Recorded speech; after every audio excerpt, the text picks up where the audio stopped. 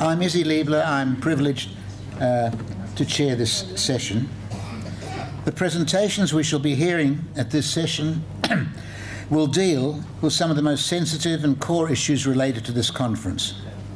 Regrettably, today, even amongst Jews, there remains extraordinary confusion, as we heard in the last sessions, about the definition of anti-Semitism.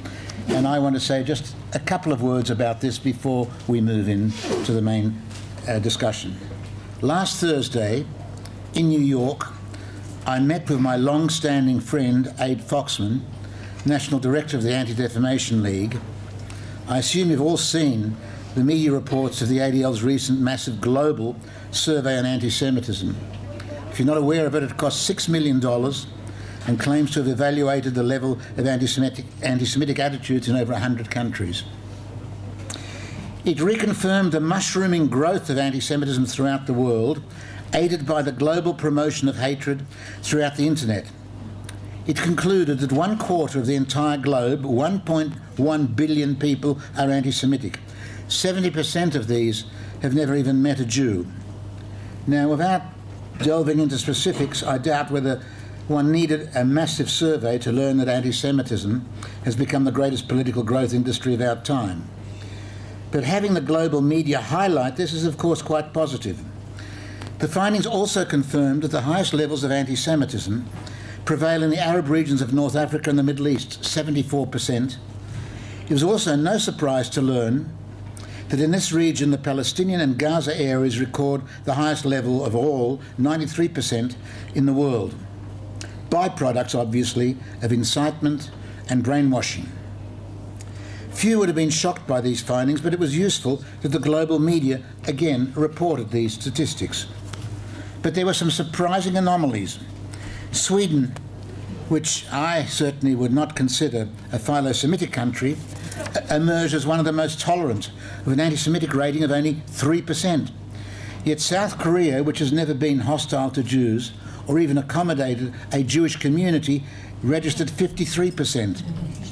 Belgium, in whose capital, Brussels, terrorists last week murdered 4 people at the Jewish Museum, is regarded as one of the most anti-Semitic West European countries, yet it only rated a relatively low 27%. The reason for this is that the survey failed to pose any questions relating to Israel and effectively ignored anti-Israelism, which is, of course, today the surrogate for traditional anti-Semitism, ignoring the fact that much of contemporary anti-Jewish hostility is expressed through the demonization and delegitimization of the Jewish state, and failing to include this as a criteria for evaluating anti-Semitic incitement is, to my mind, totally undermines the veracity of these findings. And I think you have to really look at this survey with a grain of salt, despite the enormous amount of money and effort that's been put into it. I recollect being at the OSCE meeting, at which it was finally agreed to accept a definition of anti-Semitism which would incorporate double standards and excessive hatred of Israel. This survey, which to its credit demonstrates how Islamic fundamentalism breeds anti-Semitism, has thus in fact taken a step backwards by downplaying anti-Israelism, which is the defining and overriding element in the assessment of contemporary anti-Semitic attitudes. Now, having had my little bit, we come to the panel. The panel today directly relates to the subject from a historical and contemporary perspective. The first speaker, Professor Robert Wistrich, who has headed the Vidal Sassoon Centre for the Study of Anti-Semitism over the past 12 years, really doesn't need an introduction. Let me state at the outset that I'm a passionate follower of Professor Wistrich's academic output and consider him unquestionably to be the unchallenged world's greatest expert on anti-Semitism. I regard him as my teacher, and to this day he continues to have a major influence on my approach towards anti-Semitism. I believe I have every one of your books, Robert, in my library, every single one of them, over 30 if I'm not mistaken. His works extend over the entire gamut of contemporary Jewish history, with particular reference to anti-Semitism and Jewish responses. He covers the European background leading to the Nazi Holocaust. He covers Marxism and anti-Semitism, Islamic anti-Semitism, and most recently, the left, the Jews, and Israel in his book, From Ambivalence to Betrayal. Each of his books have become critical texts, and many of them have won major international awards. His great contribution is the ability to interpret the new anti-Semitism and place it in its historical context. Professor Wistrich's academic research has been a valuable assistance to all of us engaged in combating the enemies of the Jewish people. I know that I speak on behalf of all of you, and I express the hope that, Robert, you will continue for many, many more years producing the scholarship to equip us in the battle against the ongoing expansion of the world's oldest hatred. The title of Robert's presentation is On Jewish Anti-Zionism, Past and Present. Thank you, Robert.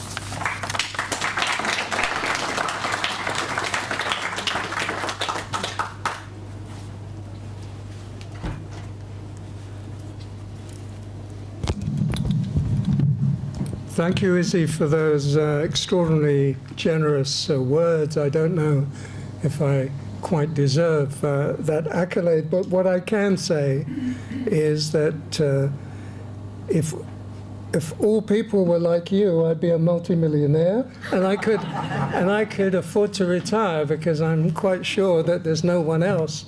Certainly, I've never met that person who actually owns all of my books, except possibly myself.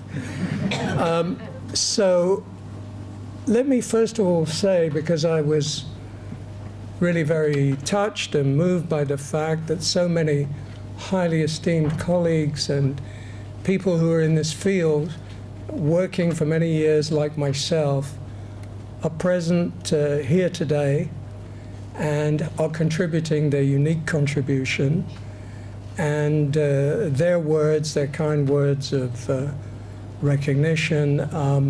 You know, it's only once in a lifetime you get to hear that sort of thing, so the best thing is to make the most of it. But certainly I'm very, very touched by that. I also would like to take this opportunity, especially since we're waiting for one of our student assistants to bring the disc on key, which I think he forgot. So he should be here any minute. But I'll take this opportunity to thank all the members of the staff of the Vidal Sassoon Center who've done such a wonderful job in making all this happen. You can imagine the logistics of just simply having to deal with 40 or so participants in this conference, which is a 4-day conference, 3 full working days plus an evening. So that's a very, very demanding challenge, and everyone who was involved with it, beginning with Ruchama Roth and Alifa and all our student helpers, Amit, who should show up any minute. If he doesn't, here he is, the savior. And Maya and Nitzan and Martina, who's joined us for today. So all of them have contributed in their respective ways to making this possible.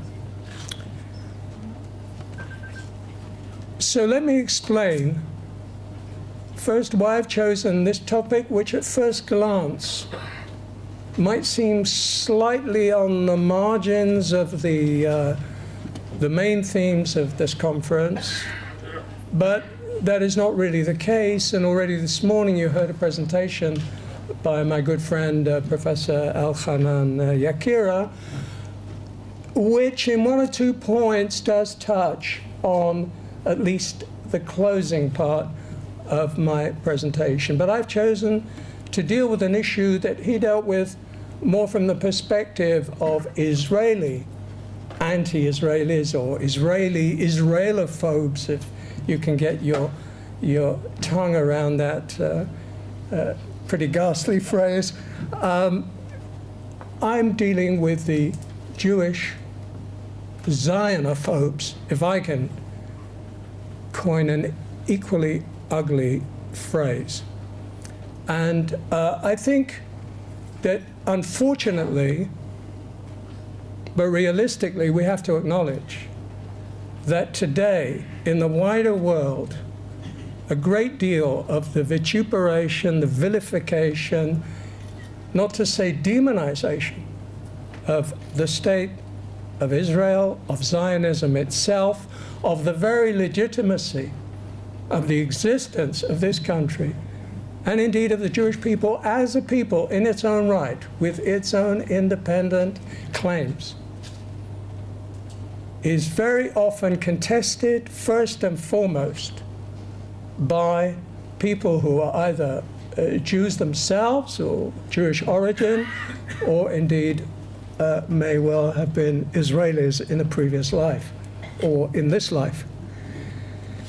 I want to present a historical perspective on this problem, and that's why I'm taking you back in time, because this is usually not done. And I do think that in our world, which is very much a world of the soundbite, instant communication, where I would say we're all suffering to a greater or lesser extent from collective amnesia, it's really quite important sometimes to step back, as the French say, reculer, step back, and try and get a somewhat longer perspective, more than a century, to understand what actually Jewish anti-Zionism was, is, and is becoming. So I've chosen to begin. I'm doing this as a sort of gallery. It may, towards the end, look like a gallery of rogues, but it's a gallery of people that I think are representative of something beyond themselves, which will help us to understand the complexity of Jewish anti-Zionism, its varieties. It's not made of a single, not cut from a single cloth. So I've chosen to begin with a man who may not be familiar to all of you, Karl Kraus, who in his day, he was born in 1874, died in 1936, in his day was considered the foremost satirist of Habsburg Vienna and then of Austria between the two world wars. A very formidable literary critic, considered by many experts to be untranslatable from German into other languages, although Harry Zohn from Brandeis did actually do some good translations into English. Why do I begin with Kraus? Because in 1898, when he was an iconoclastic, rising young journalist, 24 years old, he published a pamphlet which had a very bright red cover. You know, I actually held it in my hands and read it from cover to cover. And it was called Eine Krone für Zion, a crown for Zion, which was a play on words. Crown being the Austrian currency. Eine Krone was the Austrian currency, very stable in those days. And it's also throne, as in English. So the double meaning was this, that the Zionist movement, which had taken off officially just a year earlier, in 1897, demanded, as we all know, that everybody who considered themselves a card-carrying member of the Zionist movement had to pay a shekel, or eine Krone, for membership. And the crown was a mocking, really contemptuous reference to the king of the Jews, the king of Zion, none other than Kraus's Viennese contemporary Theodor Herzl, Benjamin Ze'ev Herzl, as he's better known in Israel. And Kraus writes this pamphlet in which basically he presents the Zionist movement as, this is my phrase, but I think it sums up what he's saying, that Zionism is the Siamese twin of anti-Semitism. What the Zionists are doing is they are saying, on hearing the anti-Semitic cry, out with the Jews, raus.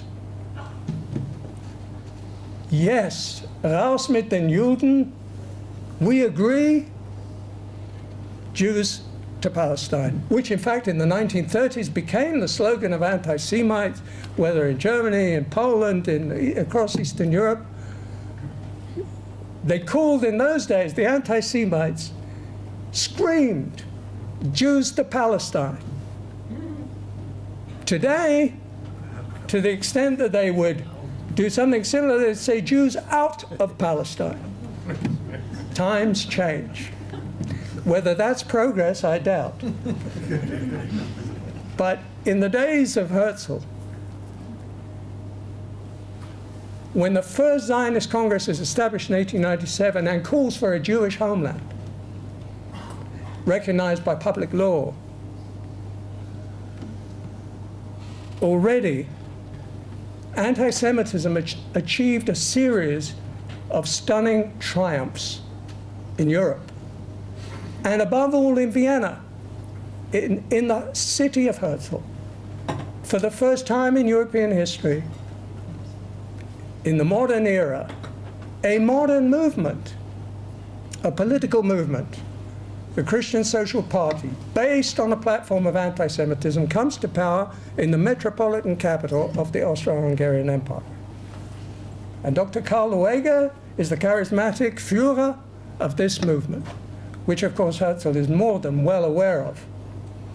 And at the same time in France, you have a crescendo, a powerful wave of anti-Semitism, which we all recall under the name of the Dreyfus Affair. And these two events gel together and they create, in Herzl's mind, the overpowering sense that the ground is burning from under the feet of the Jews and it's time for exodus. Exodus from Europe and to a Jewish homeland. And eventually, although not immediately, it comes to the conclusion there can be only one Jewish homeland, and that is indeed in Eretz Yisrael.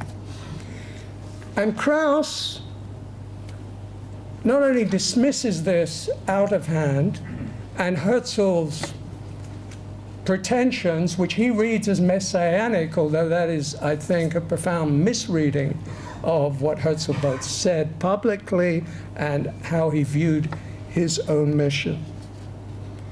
And I think that what Krauss represents, and if we can move on to the next slide, what Krauss represents is one important strand of the Central European and West European, and perhaps even the American Jewish intelligentsia of that time, for whom Zionism appeared as a backward and incomprehensible attempt to reconstruct a nation which was actually extinct. This is the language that that Krauss, but not only Krauss, used.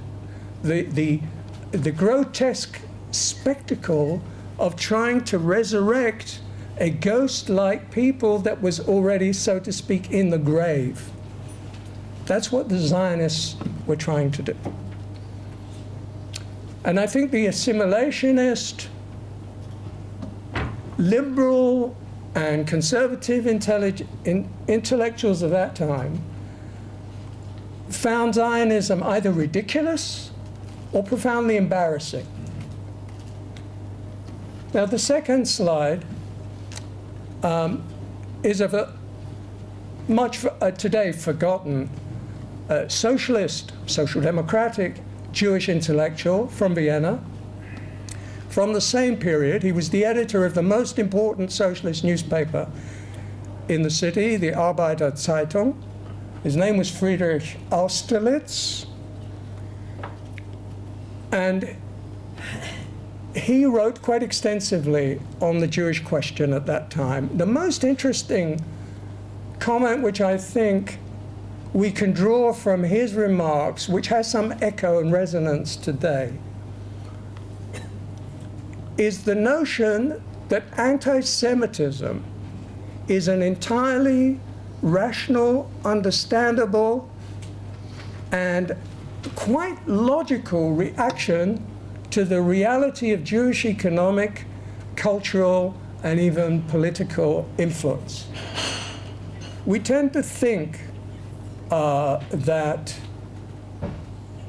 Jews would understand more generally, given their experience, that essentially anti-Semitism is much more based on myths, on stereotypes, on libels, on rumor, on ignorance, than it is on real existing power relations. And the truth is, nothing is as simple as it seems, and sometimes those factors do play a role.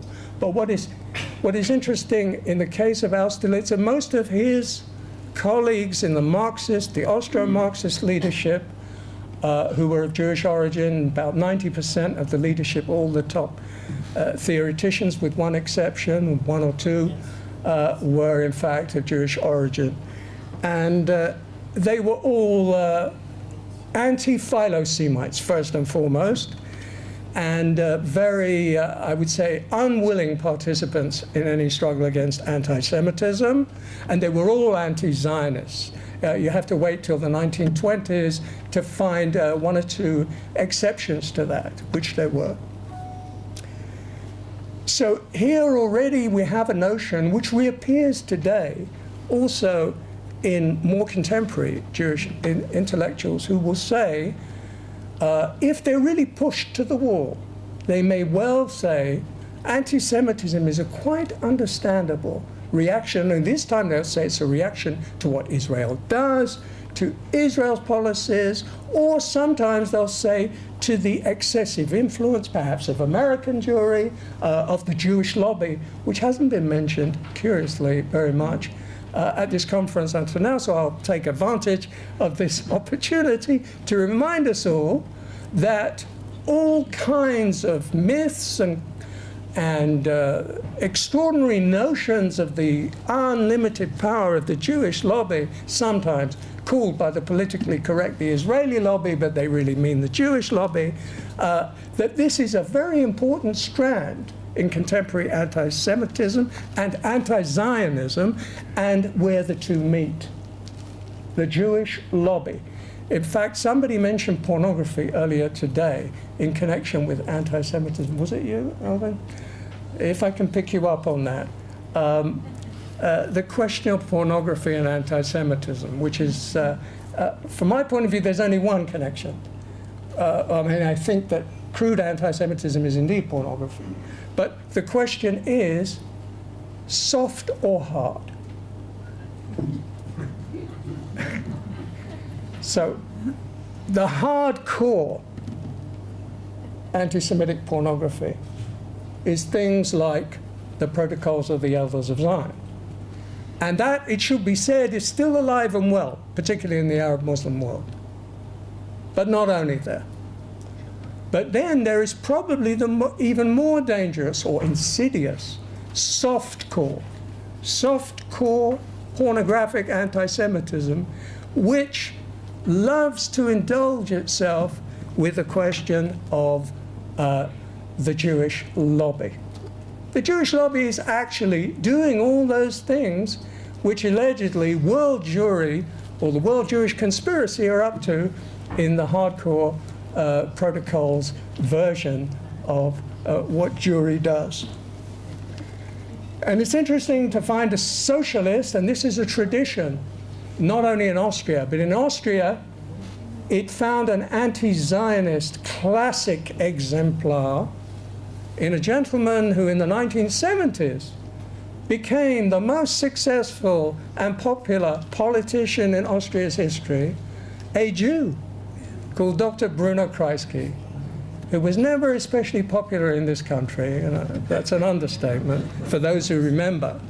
But Dr. Bruno Kreisky was an Austro-Marxist. He was a Jewish intellectual of sorts. He was a brilliant politician. And he made the immortal remark in 1975 when he was interviewed by Der Spiegel. An interview I'll never forget because I actually replied to it. And I was quite a young, doctoral student, or just finished my doctorate. And actually, Simon Wiesenthal wrote me a letter. It was the first letter I ever got from Simon Wiesenthal, thanking me personally because I criticized Kreisky. In this interview, he called Simon Wiesenthal a Jewish fascist. That was just for starters. And then he added something arguably even worse. And it became the headline of that article.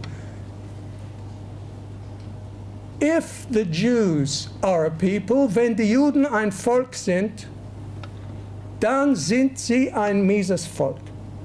If the Jews are a people, then they are a wretched people. This was Dr. Bruno Kreisky's contribution to the history of anti-Zionism. He was a passionate, devoted, committed anti-Zionist, and it was one of the keys to his success with the Austrian population. I am the Chancellor of all Austrians. I am more Austrian than the Austrians. And this is a theme, particularly in politics. People who rose high in politics generally,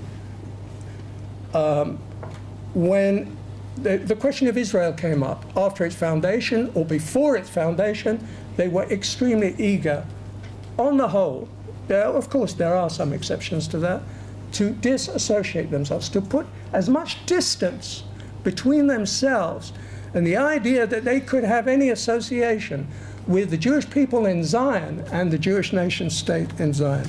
We can move on to the next. This is my last character from Vienna, from the golden age of Habsburg Jewry, the chief rabbi of Vienna. And the reason I take him, Dr. Moritz Gudemann, who was actually a German, a real German, Prussian Jew, who received the position of chief rabbi in Vienna. And at the beginning of Herzl's career, he was very keen on having the support of the rabbis. So he approached Gudemann. Gudemann seemed quite enthusiastic. In Herzl's diaries, you'll find a passage where they meet together at the railway station in Munich after they've had lunch, and Herzl has expounded his idea of the Jewish state. And Gudemann seems very impressed. And Herzl writes down, the last words as he gets on the train. Gudemann says, "Perhaps you are Moses." And then in 1897, Gudemann publishes a tract, one of the classic, I would say, Orthodox Jewish repudiations of Zionism, of which there were many, many such tracts at that time, and right up until the Shoah, and even in some cases after. Gudemann, who was an Orthodox Jewish rabbi, writes Nationaljudentum, National Judaism, which is a denunciation of modern secular Zionism, modern political Zionism, and basically what he's saying is, and this is relevant to today's most recent trend in Jewish anti-Zionism. What Gudemann was saying was that Zionism is a betrayal of the ethics of Judaism. It's a betrayal of its universalistic diaspora vocation. The Jews have been dispersed among the nations to bring light unto the Gentiles. It's curious coming from an Orthodox Jew because this is the classical Reform theology. This is exactly the theology of Reform Judaism as it was developed from the mid-19th century, first in Germany, then it came to Britain. It was called Liberal Judaism, and above all in the United States, where it had its flourishing moment. And it was fundamentally anti-Zionist right up until, I would say, the late 1930s. And then the movement split. And eventually, but very gradually, actually became pro-Israel and cast off that very long tradition. Next.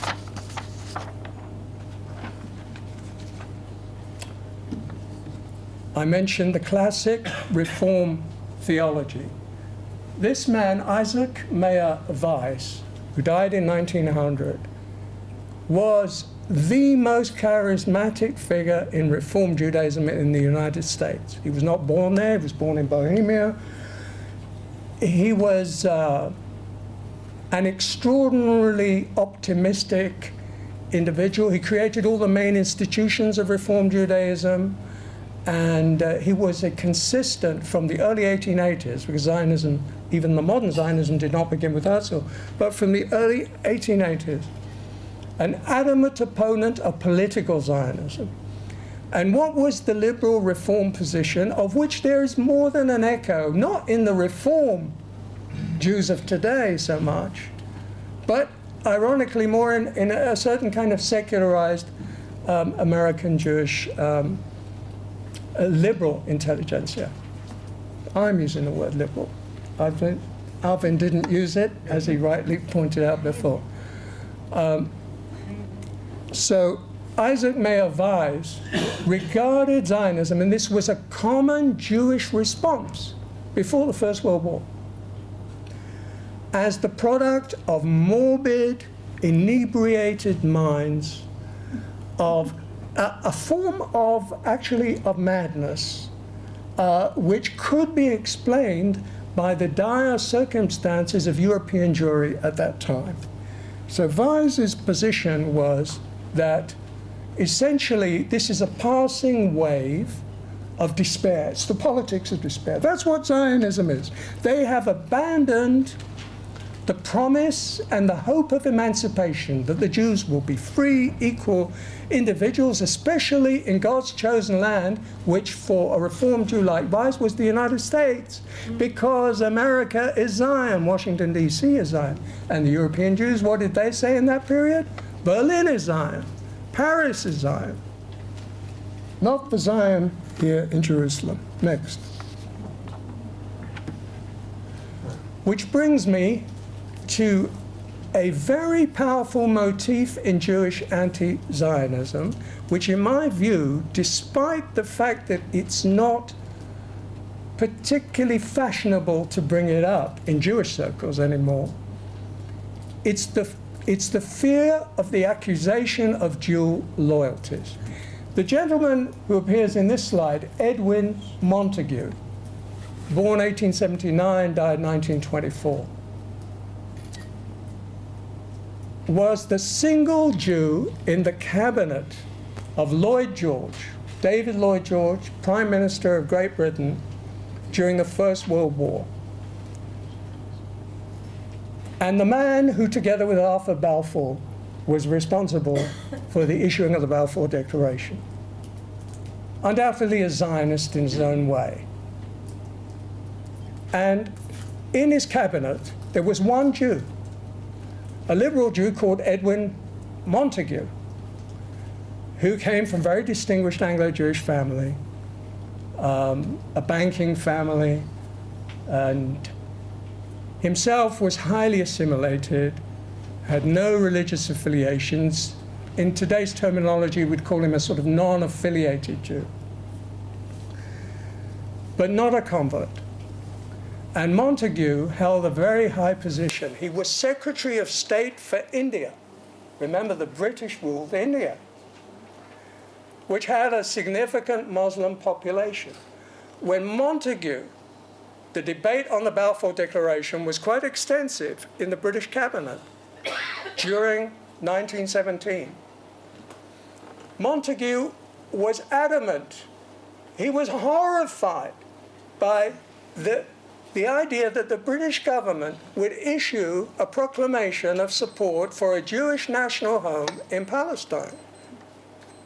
And he said, this will cast a terrible aspersion on my loyalty as a patriotic, and my identity as a patriotic Englishman.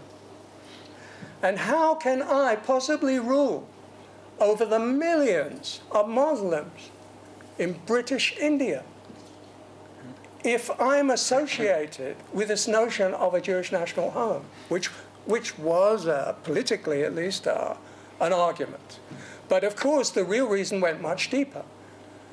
And one of the reasons why the Balfour Declaration was diluted, because if you look at the earlier versions of it, certain things that were introduced at the last minute, which softened it and created huge ambiguities for the future, were due to the strength of Jewish anti-Zionist sentiment, because Montagu in the cabinet and the leadership of Anglo Jewry at that time were anti-Zionist. It was an aristocratic leadership, but also the intellectuals, Lucian Wolff, or the Claude Montefiores, who was a prominent spokesman of liberal Judaism. So we have to see that already at that time, Jewish anti-Zionism had some historic consequences.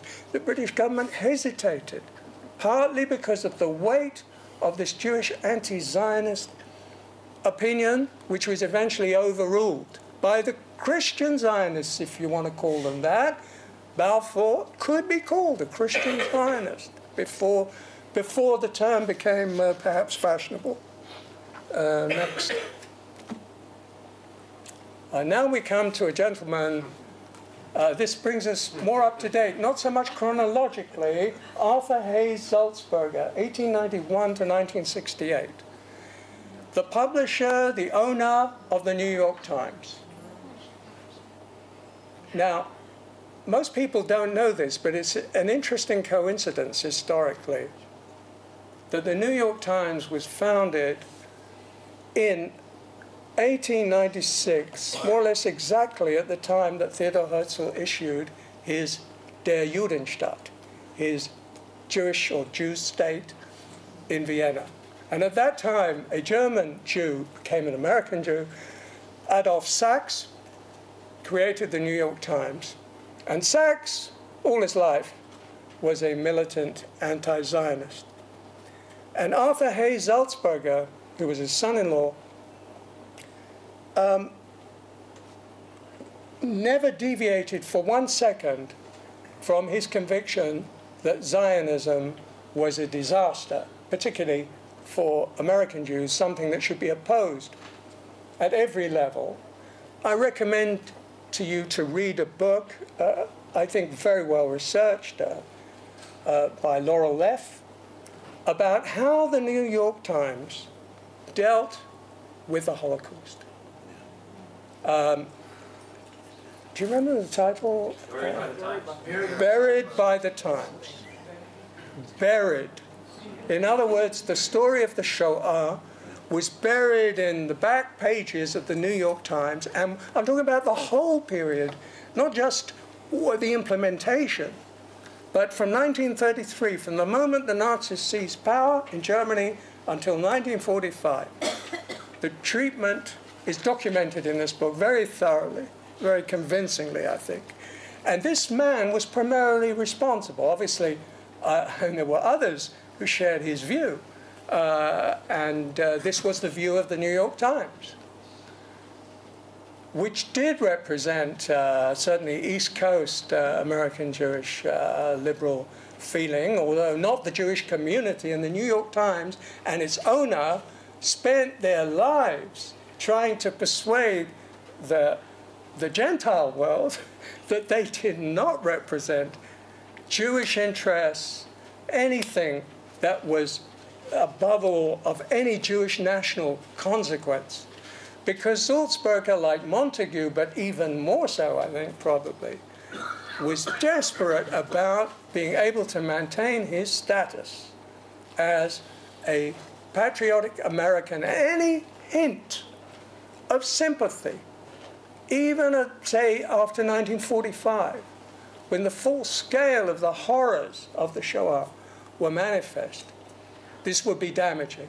So the New York Times pursued a relentless, I would say, and consistent position with regard to highlighting anything Jewish. And that includes the Jewish dead as well as the living Jews. Has the New York Times completely changed? I leave that question hanging in the air. A point for discussion.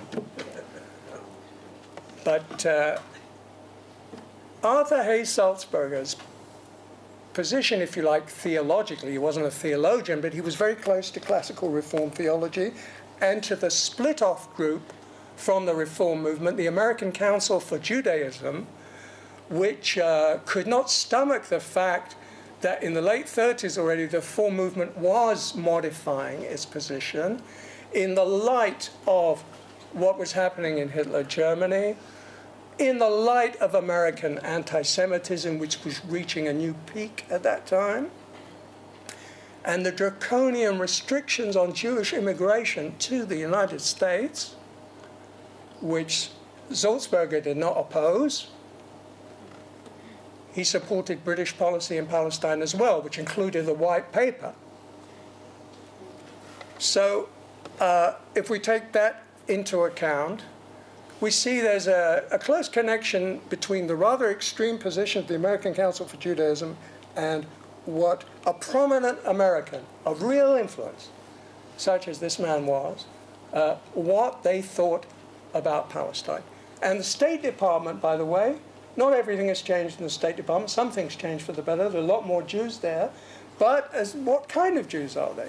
That's another question that could be left hanging in the air.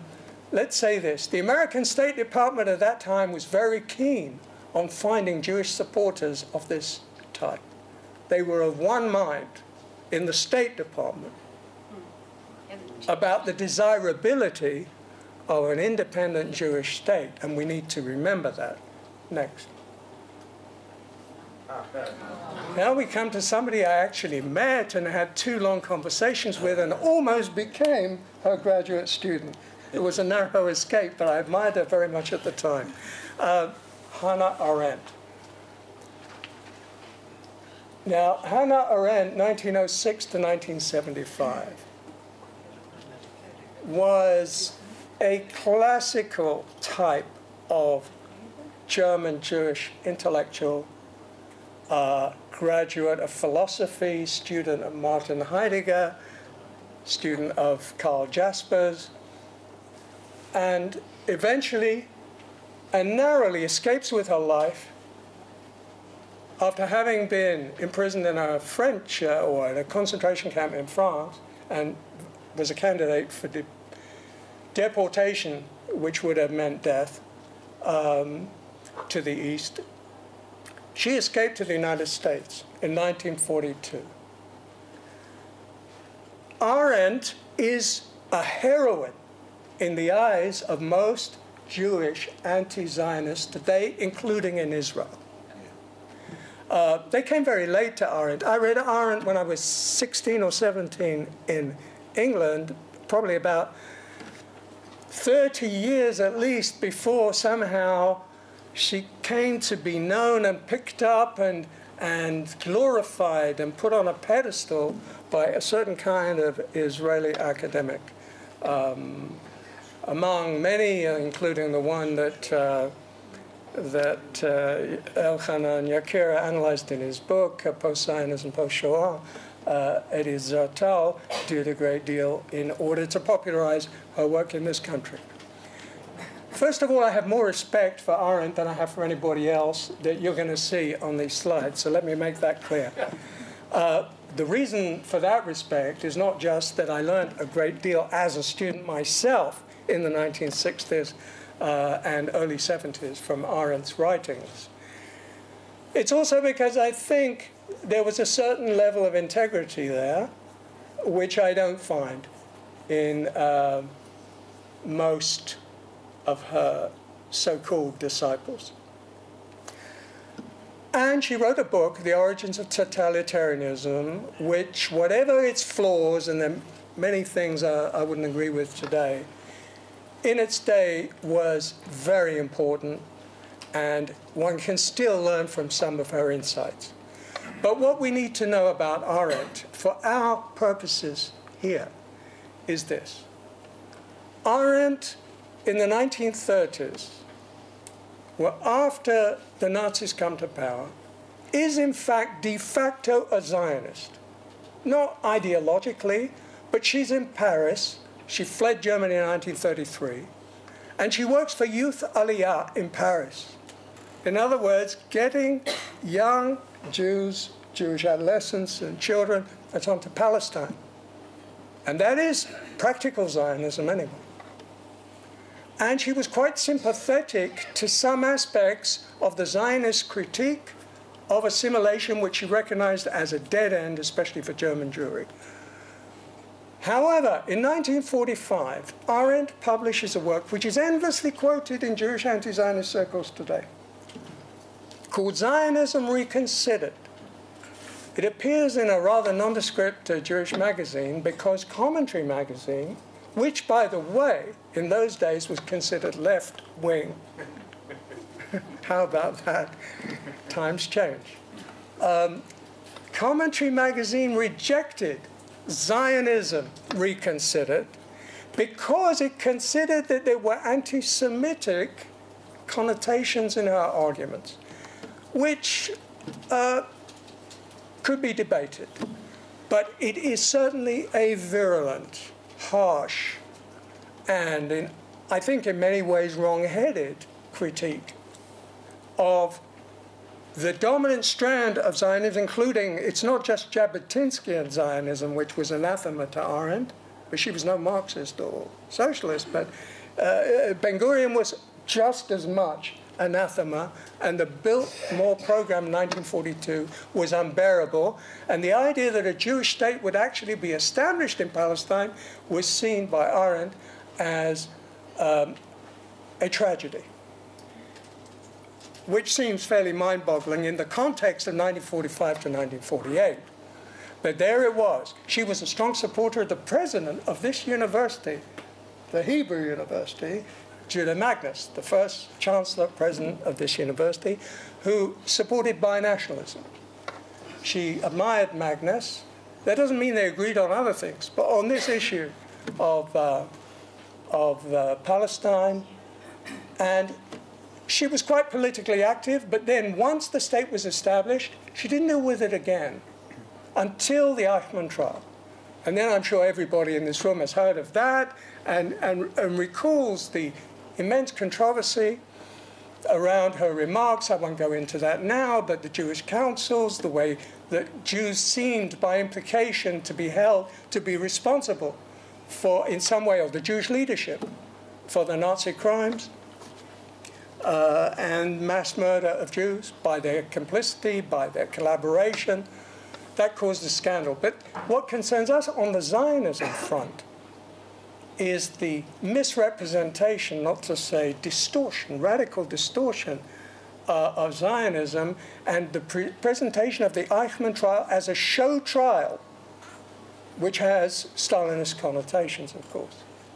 A show trial of Ben-Gurion, in which everything is, as it were, pre-planned, coordinated, and a cover-up in a way. And Arendt, if we can move on, became a pin-up heroine for this heroine of the left, the contemporary left today, Judith Butler. Now, I'm not going to go into the real reason why Judith Butler is famous, which is connected with gender theory. We're going to have a lecture on gender theory at this conference. So I won't preempt that, and I'm not sure whether in her case there is any connection.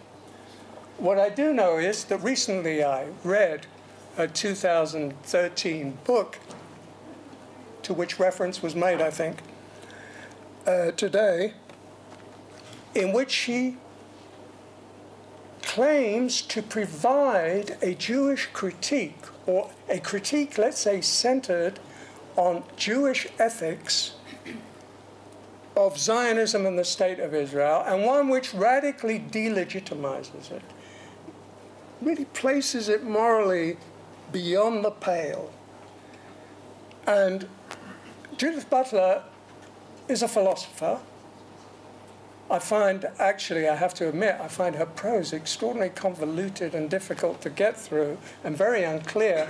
And that's why I was a little bit surprised how a person who writes so badly could in fact become so much of an iconic figure, you know. She says this is a political act, writing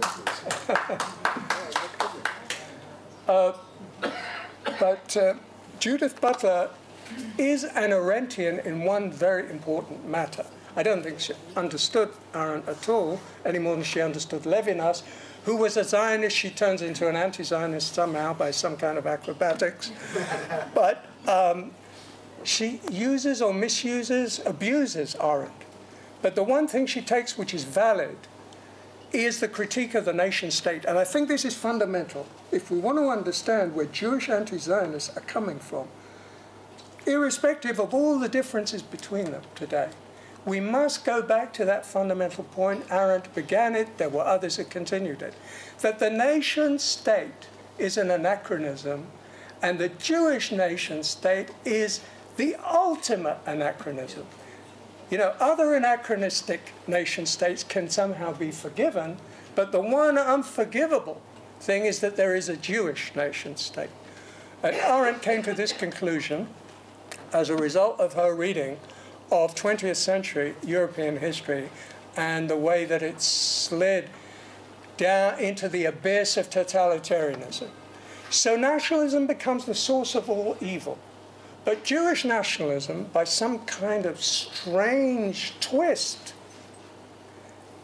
becomes more evil than all other nationalisms. And it's unforgivable that Jews should seek their salvation in this ultimate anachronism. And Butler picks this up in a very big way and goes with it. And then adds something from this pre-Shoah, pre-war tradition of German Jewish thought, because that's what she's homing in on. It's that tradition of the German Jews, the intellectuals, the Hermann Cohens, even the Martin Bubers, although Buber was a Zionist, but, you know, he didn't go far enough, but he was on the right track, Buber, because he didn't want a state.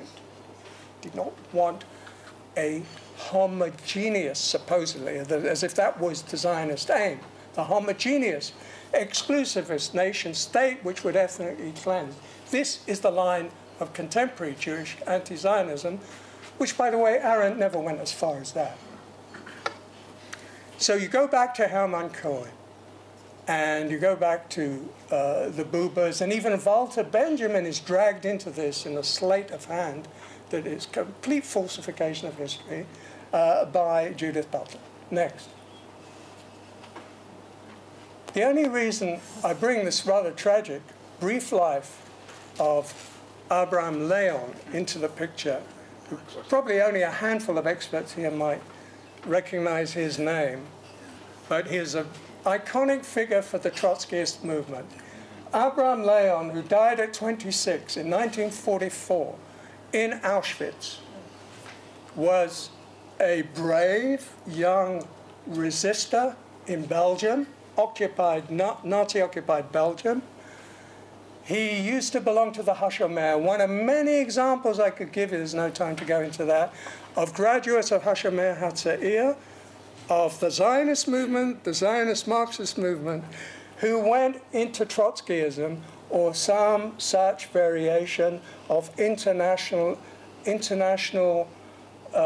Jewish internationalist concept of the class struggle, and then turned on Zionism with extraordinary ferocity. There were many like that. And Belgium, for some reason, produced it more than its fair share. And Leon, in a book he wrote in the Underground, 1942-3, which was only published post-mortem, of course, posthumously, he deals with Zionism as the most obsolete, tragic and absurd, in a way, response of the Jews to the rise of anti-Semitism in Europe. He argues the Jews are not a people, of course. That is absolutely standard for all Jewish anti-Zionists. The Jews are not a people. They're a people class. And they are doomed to disappear with the extension, the inevitable extension of capitalism into imperialism. Zionism is a phenomenon of imperialist decay. This is the Trotskyist line. And as I say, Leon, who was convinced that the triumph of a radiant form of socialism that would sweep everything away, died in Auschwitz. Next. The man who wrote the introduction to Leon's book in French, first appeared in 1946 and then it was republished in 1968, La conception matérialiste de la question juive, in French. The materialist concept of the Jewish question was Maxime Rodinson, who was a real French Marxist intellectual, born to a Jewish working class family, 1915, spent several years, 7 years or so in Lebanon and Syria, became an Arabist, a distinguished Arabist, one has to say, a serious scholar. And Rodinson knew the Arab world. He was a member of the French Communist Party until 1958. In 1952, during the Doctor's plot in Stalin's Russia, like many, I'm sad to say this, many Jewish intellectuals in France who were communists completely went along with this outrageous, grotesque scenario of the Jewish poisoner doctors who were trying to kill off the whole Kremlin leadership, beginning with Comrade Stalin. And Maxime Rodinson was one of them. Later, he made his mea culpa, which is unusual. Most people like that, they never ever say they were wrong. He did that, and I give him credit for that. But Rodinson, if you read his writings, particularly Le Refus Arabe, which was about the Arab rejection of Israel, and particularly his contribution to a unique collection of essays that appeared just before the Six-Day War in France, in French. Les Temps Modernes of Jean-Paul Sartre. Sartre was responsible for this. Rodinson wrote probably the most important, in a way, conceptual piece in that, about Israel as a settler colonialist state. And that stuck. He coined it. And he didn't really speak as a Jew. He called himself a non-Jewish Jew. If you can pass on quickly to the next one. The phrase coined by his contemporary Isaac Deutscher. Now, Isaac Deutscher, another Trotskyist and distinguished biographer of Leon Trotsky, came to England at the last possible moment, 1939, from Poland. He grew up in a Hasidic environment. He was what we call in Hebrew an Ilui. At the age of 12, 13, he was, as it were, destined for a great Talmudic career until he saw the light, if you see what I mean. And the light was Trotskyist Marxism. And then in England, he makes another career, but not really in academia. We now know that it was Isaiah Berlin that torpedoed his one attempt to get a permanent academic appointment, but that only came out recently.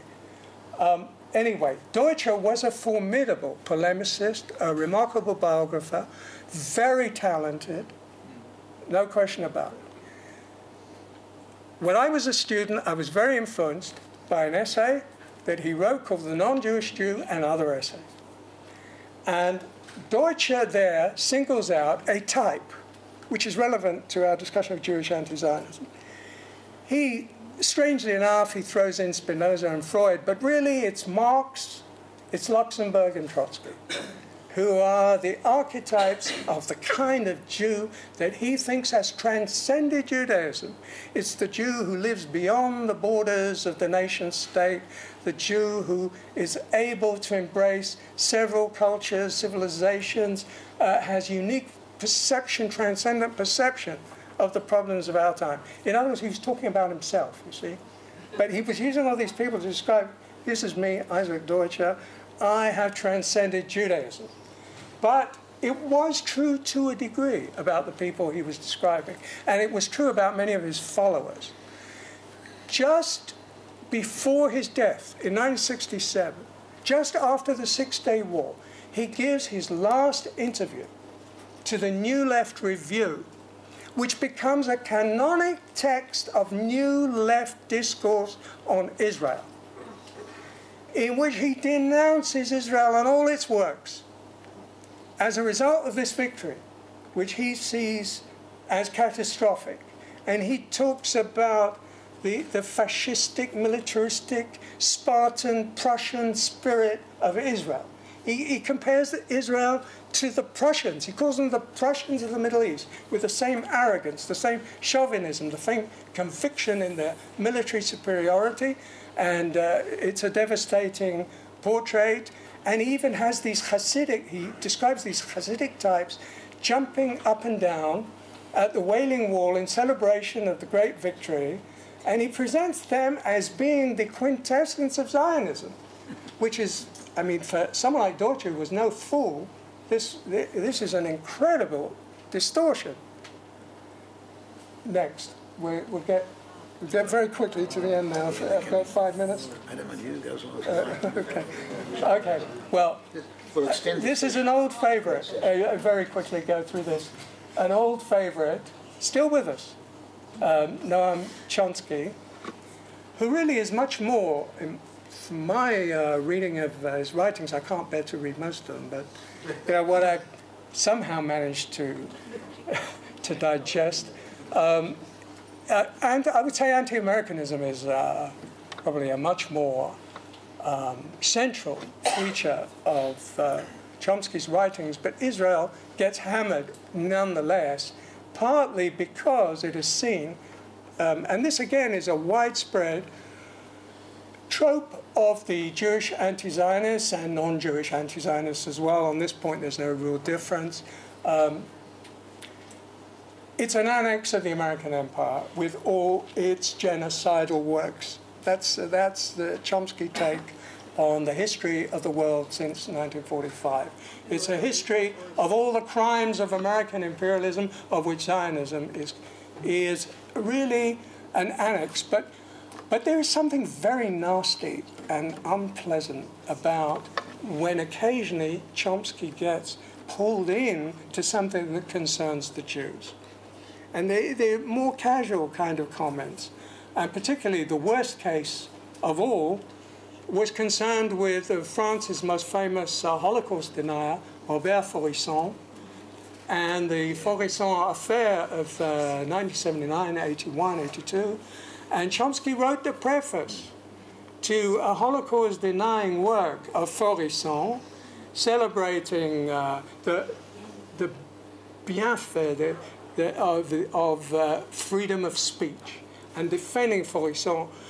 Not really necessarily Holocaust denial. He claimed he never read Faurisson. He still wrote the preface. And then when it was pointed out to him, he said, Holocaust denial has got nothing to do with anti-Semitism.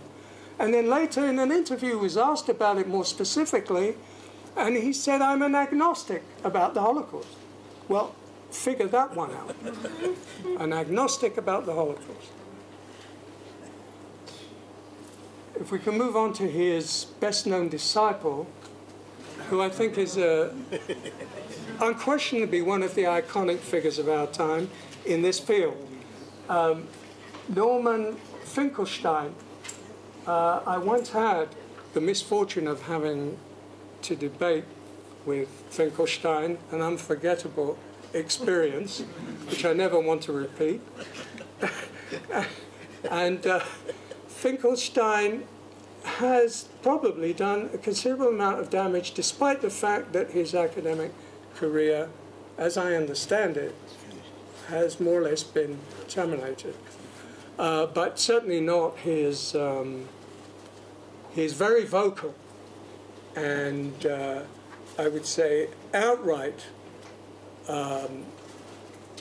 demonizing of Zionism and Israel. And Finkelstein belongs to that category, of which Judith Butler is also one, and there are many others, Chomsky as well, who have praised Israel's enemies. They've gone over that line that was mentioned this morning. You know, criticism, fine, we do that all the time in Israel. I mean, who are we to preach to anybody else when it comes to that? If this was all criticism, as Alvin pointed out, you know, there are very clear and obvious differences. But we are talking about people and that includes Finkelstein, who have gone to visit with the Hezbollah in Lebanon and have praised them to the skies for their resistance to the war crimes of Israel. We are talking about Judith Butler praising both the Hezbollah and the Hamas as being part of the global left and therefore progressive forces, even though afterwards she contested that, but in fact she did say it. And Finkelstein has been extraordinarily aggressive and virulent. Now, on the Holocaust, that's another matter. You know, he is the son of Holocaust survivors. He has his grievances. Not everything that he says, I think, would necessarily be totally dismissed on that issue. But it is, when it comes to Zionism, it's as if something lights up in the minds of this kind of Jewish anti-Zionist intellectual. And therefore, he is widely quoted on all the websites of the real anti-Semites and the radical anti-Zionists today, whether you go to Poland, Germany, Russia, the Arab world, Muslim world. Finkelstein is the go-to Jewish anti-Zionist icon. Next.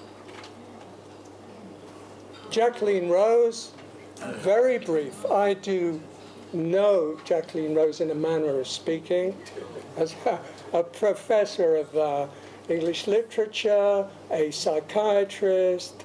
Indeed, the question about psychiatrists was very well formulated once by Karl Kraus in a satiric comment, because he was there at the foundation of Freudian psychoanalysis at the beginning of the century. Kraus made the unforgettable remark. He said that psychoanalysis is exactly that disease of which it claims to be the cure.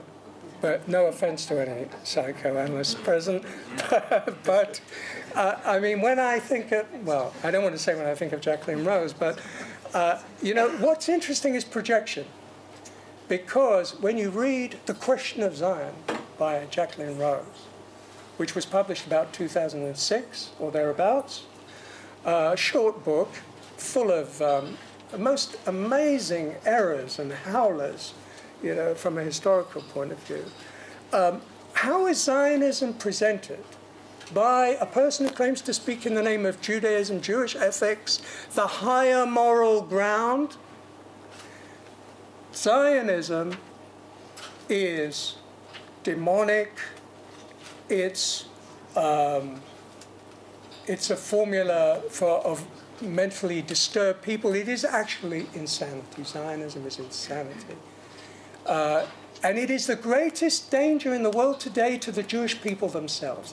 That is the quintessence of Jacqueline Rose and many others who think like her. This is the worst news that ever happened to the Jewish people, is Zionism and Israel. And that's why she was for many years, I would say, a groupie of Edward Said, because Said became a heroic figure to the Jewish anti-Zionists. And she was a great fan and great supporter of Said. We're almost there now. Yes, the final. Last but not least, Elchanan already touched on Ilan Pappé, and I have only a few words to add on this subject. I did once spend a weekend seminar in Beersheba, in stable care, near Beersheba, in stable care, with a group of people that included Ilan Pappé before he was notorious. And I must say,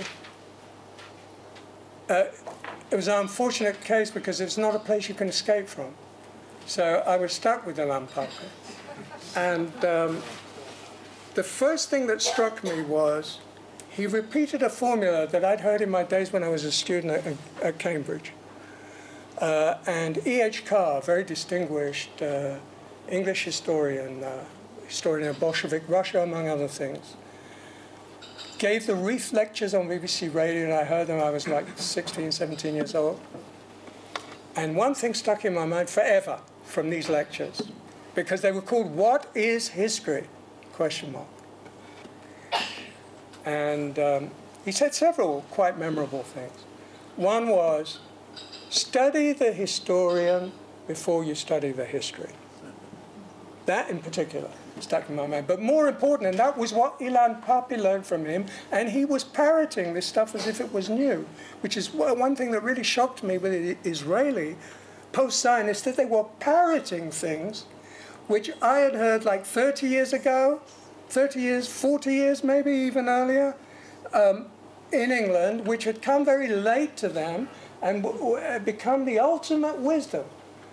For instance, that there is no such thing as truth in history. That was exactly Carr's message in What is History? There's no objective history. There's no such thing as, facts. They're only interpretations. And those interpretations are very subjective. And there are only narratives, which is now the magical word of all the post-Zionists, right? Post-Zionists, post-modernists, of course.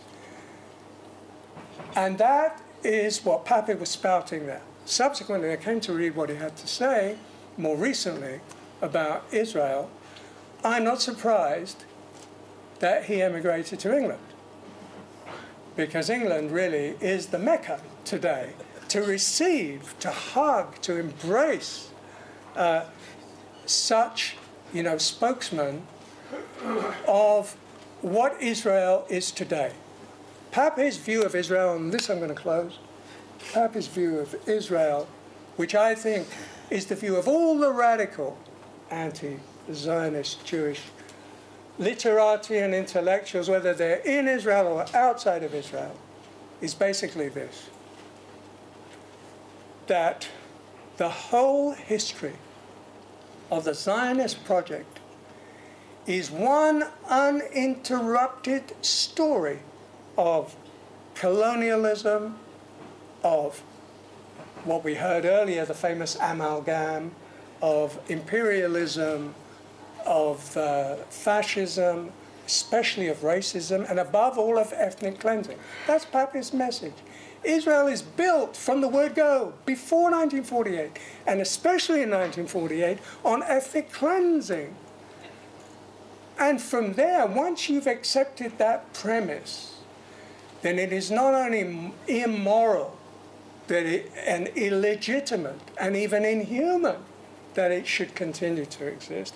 It is our moral duty as very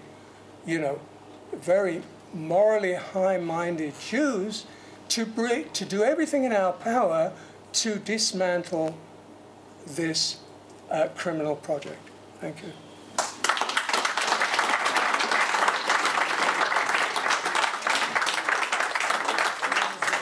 Ladies and gentlemen, that was a tour de force. I kind of suspended my role as a chairman, and we may lose on minutes of discussion, but I think you'll agree this was a great address, and I hope, Robert, that we see this in a book in the not-too-distant future, because it's on the way.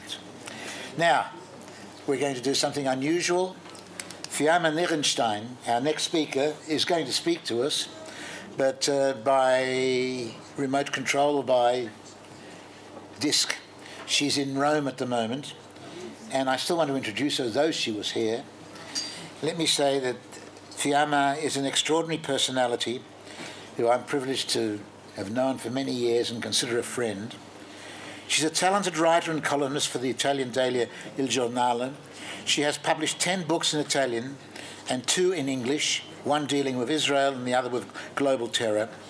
In April 2008, Fiamma was elected to the Italian Parliament, where she served until 2013 as Vice President of the Committee on Foreign Affairs of the Chamber of Deputies.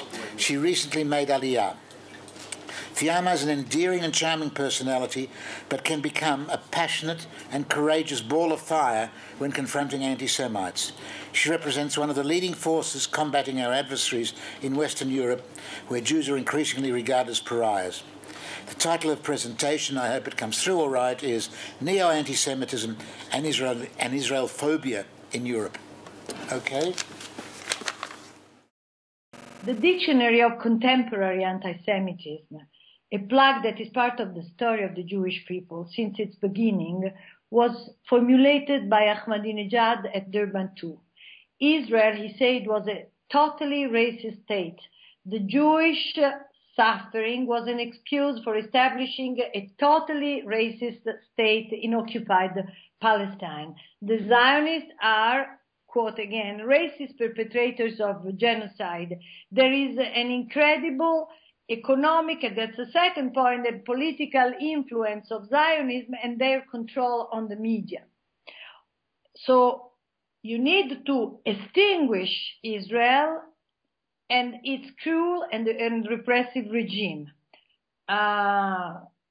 This dictionary can be enriched with a map of the entire world, and in particular with the European countries.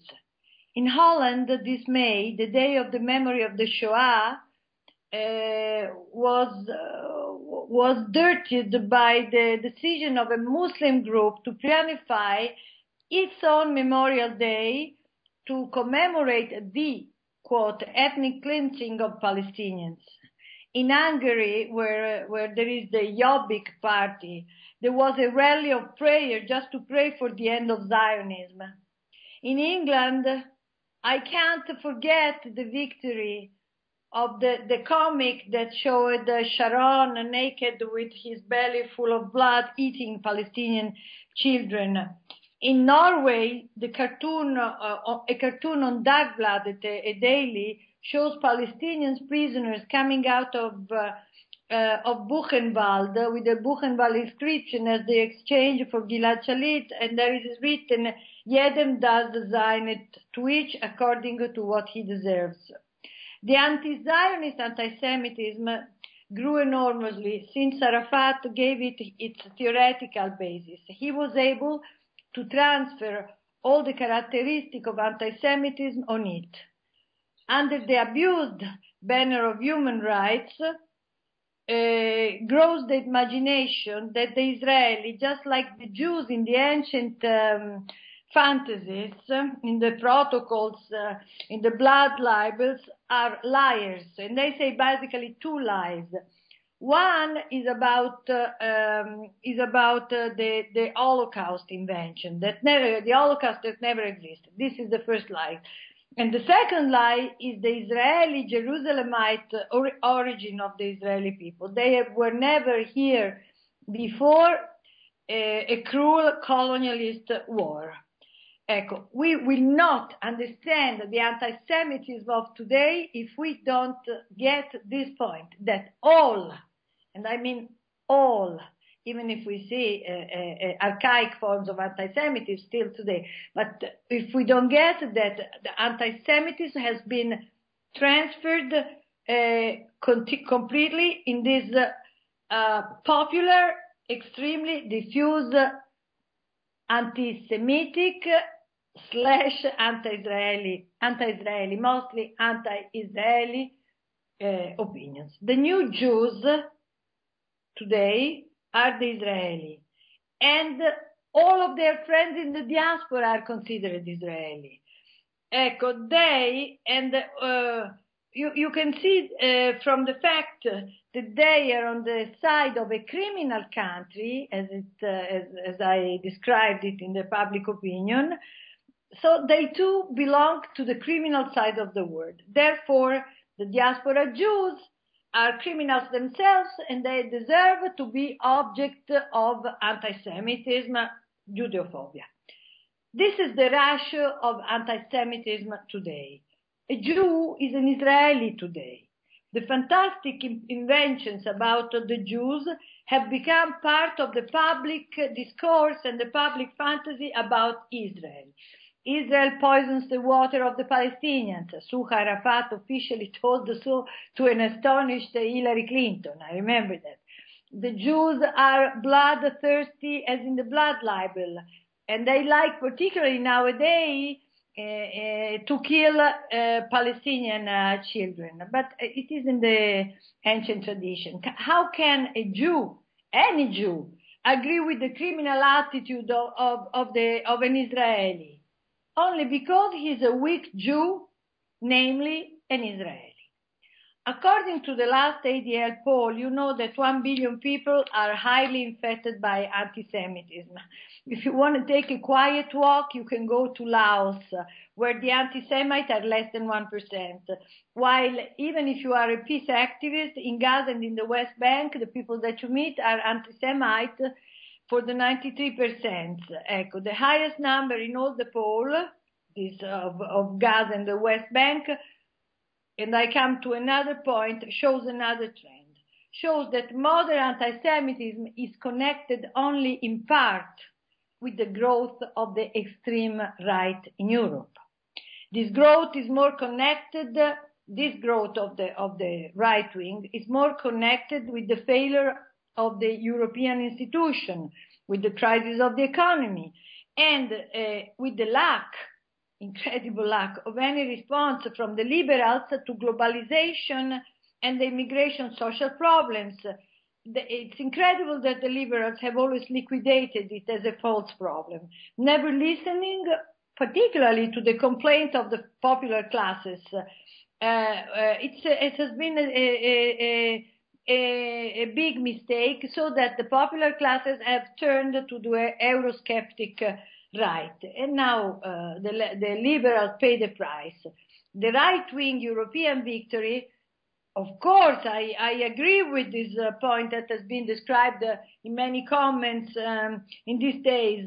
The right-wing European victory certainly brings to a growth of a hateful racist attitude toward the strangers and the different, and included the Jews, included the Gypsies, included the Islamic, and we will have to fight it strongly. But anti-Semitism is not the direct result of it. And if we try to keep fighting it in its old form, like neo-Nazism or neo-fascism, attributing it to a return, we will make a mistake that will not help our fight.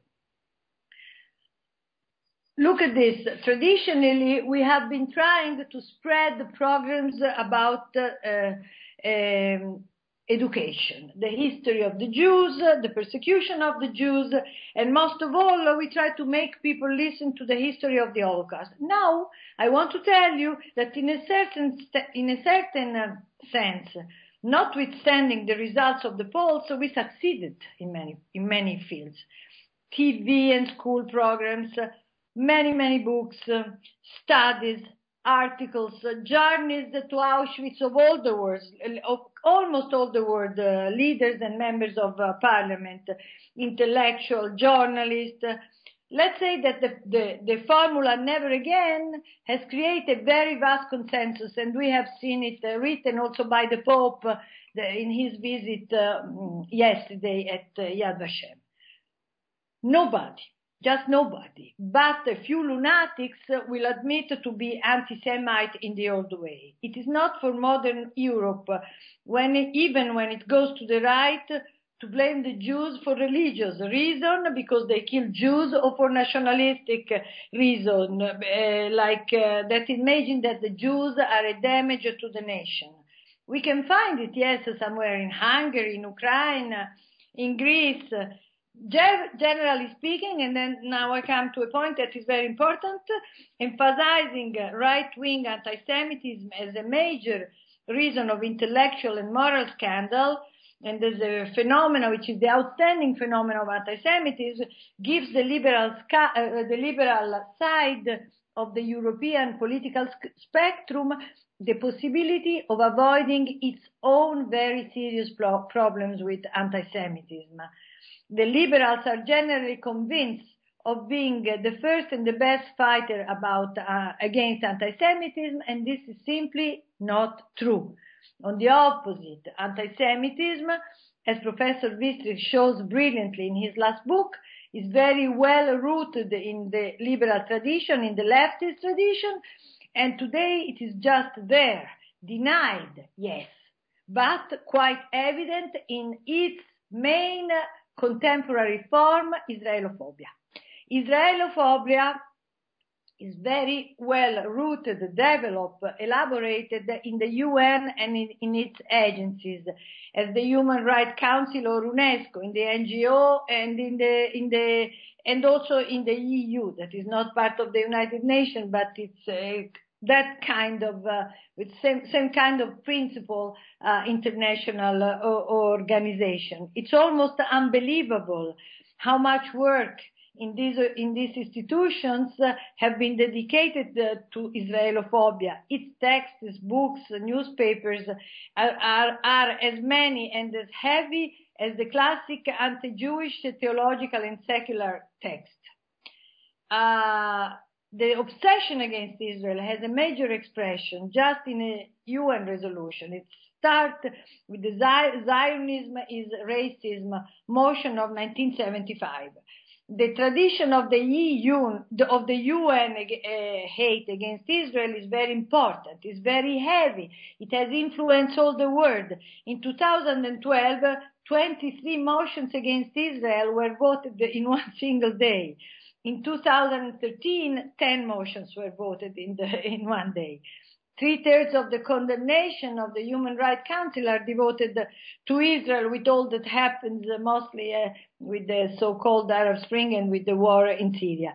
The major international organizations, like the UNESCO and all the other organizations, put a great effort in delegitimizing Israel. It happened just today, that the UN World Assembly accepted a motion by Syria and the UN Watch condemning Israel for the condition of health of the Syrian residents of the Syrian residents of the Golan Heights. If you think about this, it's such a paradox that I don't want even to enter into that.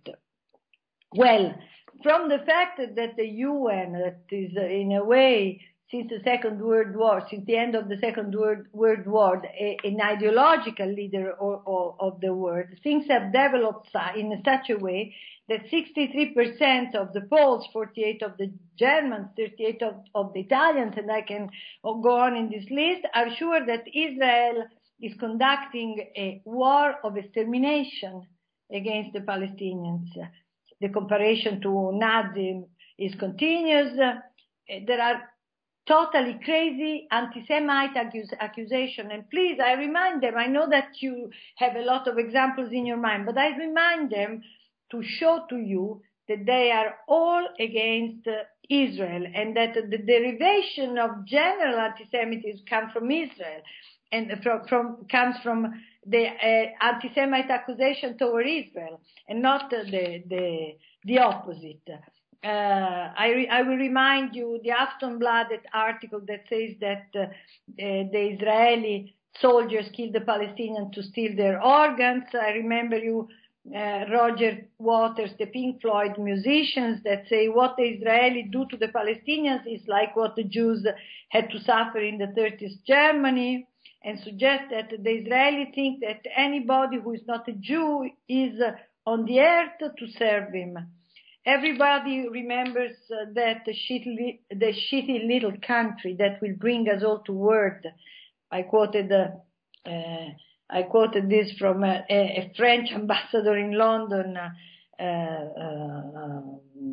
speech, and the British member of parliament David Ward that said that Israel should have never been created, and so on and so forth. The legitimation of Israel passes through not legitimate criticism. There is not criticism in that, because criticism usually starts from an observation of a reality. Here we are completely out of the truth.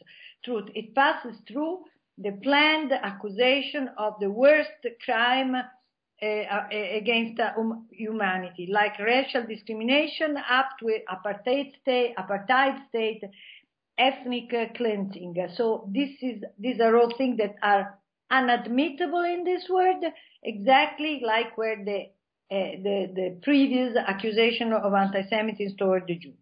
I would make it clear. It is impossible to defeat completely contemporary anti-Semitism. But we can give a tough battle. We have the possibility of doing that.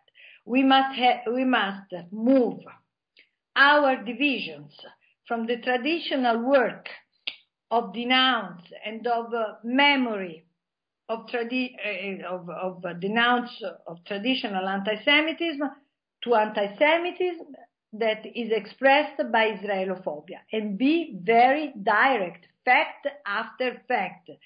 BDS, guidelines, labeling, demonstration of hate, accusation of racism, threats, denial of the history of the Jews and their birthright to Jerusalem, all of these anti-Semite attacks, the attempts to stop the right of self-defense must be treated as they are.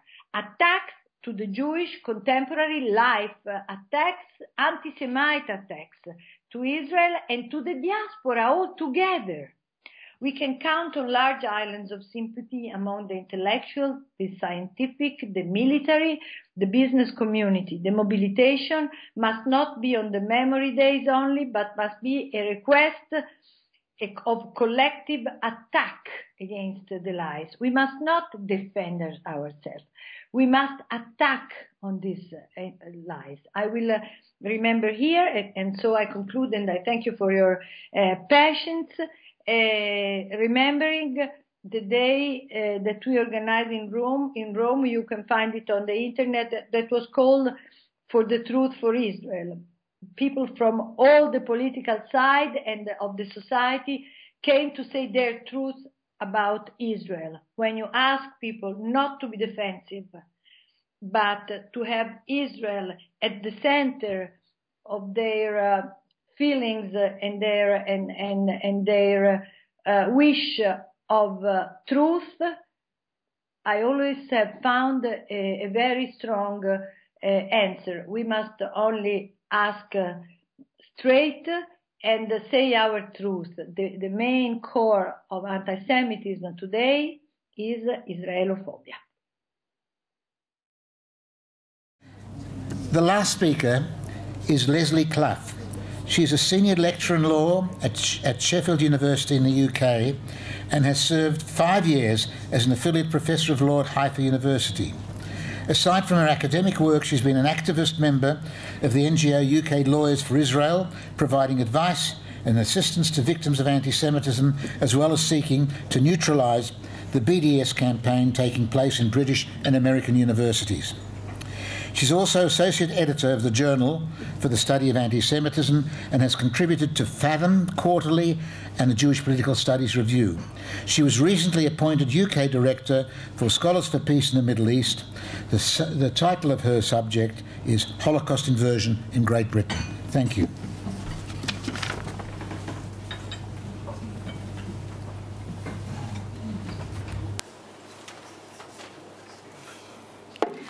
Good afternoon, everyone. Can you all hear me okay?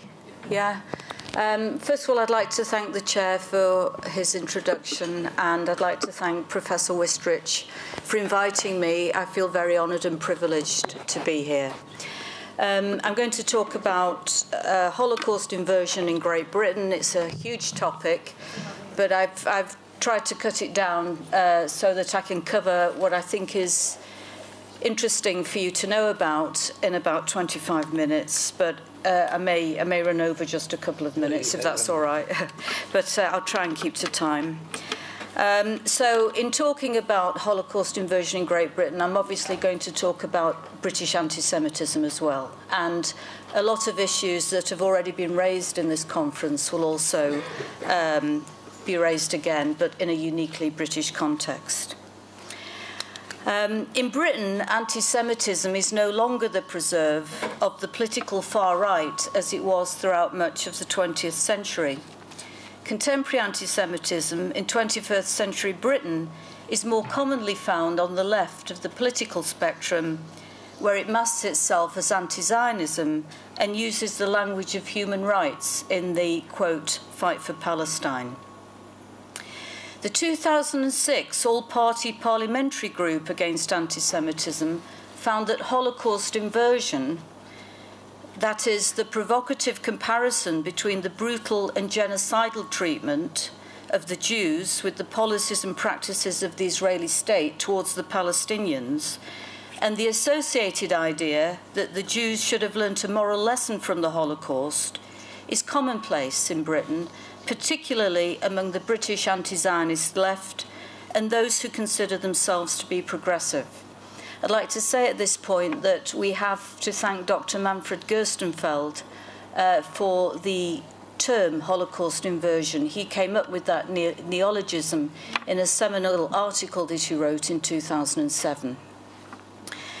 The current British vogue to account for the Israel-Palestine conflict as a kind of Holocaust, with the Israelis or the Zionists or the Jews portrayed as the new Nazis and the Palestinians portrayed as the new Jews, is perhaps not surprising given the trope's British provenance.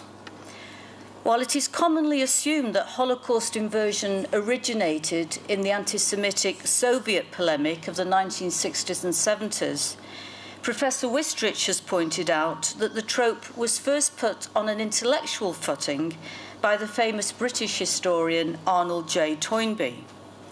Toynbee claimed in his 1950s work, A Study of History, that the Zionists were the disciples of the Nazis because they had, quote, chosen to imitate some of the evil deeds that the Nazis had committed against the Jews. Although Toynbee's account of the Jews has since received virtual condemnation as a historical text, his claim that Zionism is the avatar of Nazism has survived and even thrived in Britain. All this suggests that the British liberal democratic tradition provides a nourishing environment for Holocaust inversion. Holocaust inversion has even found its way into Parliament. 3 politicians, 2 from the Liberal Democrat Party and 1 from the Labour Party, have recently used the trope in the House of Commons. While this may not be that surprising, what is most disappointing is the failure of the party leadership to discipline them for their anti-Semitism. And it is disappointing for 3 reasons. First, the 2006 report of the All-Party Parliamentary Inquiry into Anti-Semitism, which from now on I'll just refer to as the 2006 report, recommended that the government adopt the EUMC working definition of anti-Semitism, which, as we heard from Dina this morning, specifically lists the Nazification of Israel as a manifestation of contemporary anti-Semitism.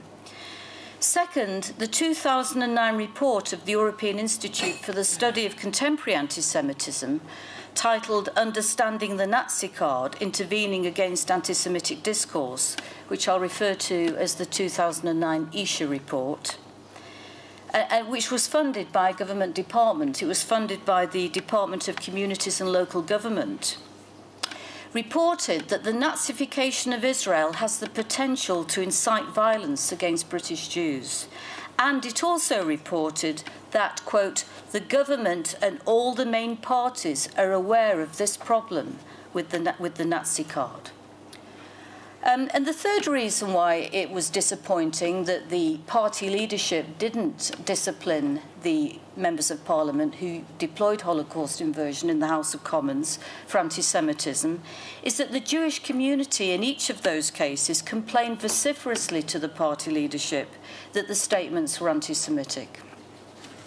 So accordingly, my paper will draw on a recent example of Holocaust inversion in the Liberal Democrat Party and to the weak response from the party leadership.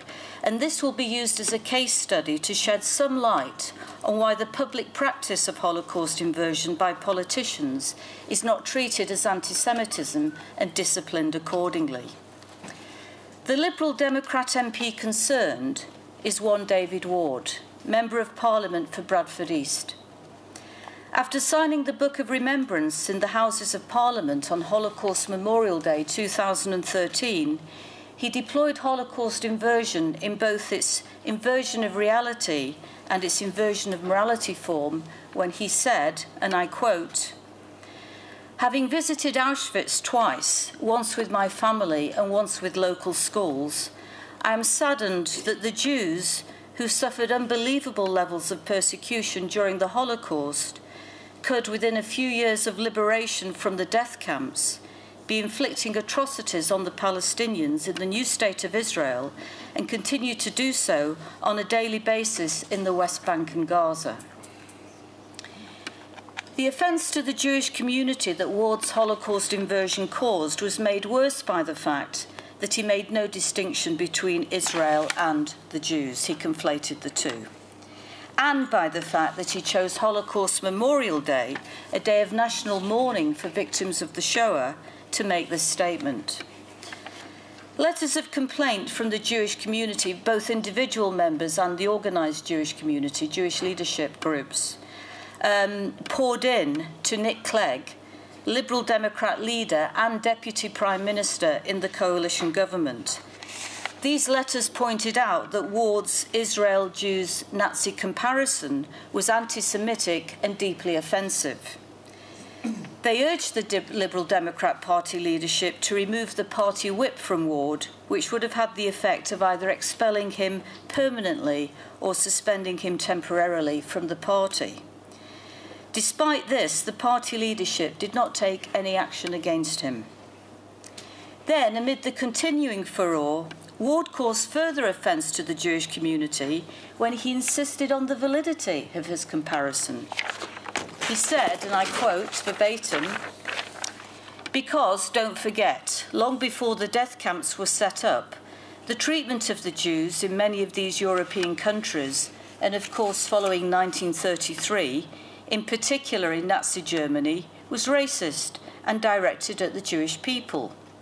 It was very low-level, or what is regarded as low-level cases of nastiness and harassment to begin with, and then escalated.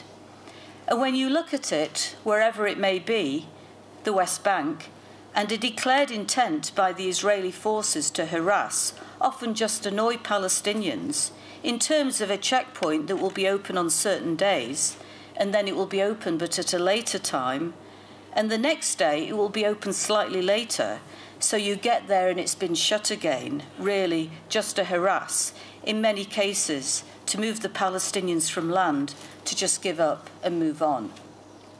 Well, I don't need to tell you that there's no moral or real equivalence between the intentional harassment of Palestinians, if that indeed does happen, by deliberately changing the closing and opening times of checkpoints, however bad that may be, with the ghettos, the denial of paid work, the starvation, the disease, the Jew baiting that occurred between 1933 and the Holocaust in Eastern Europe and Nazi Germany. Anyway, it was at this point, and only at this point, that the Liberal Democrat leadership reacted.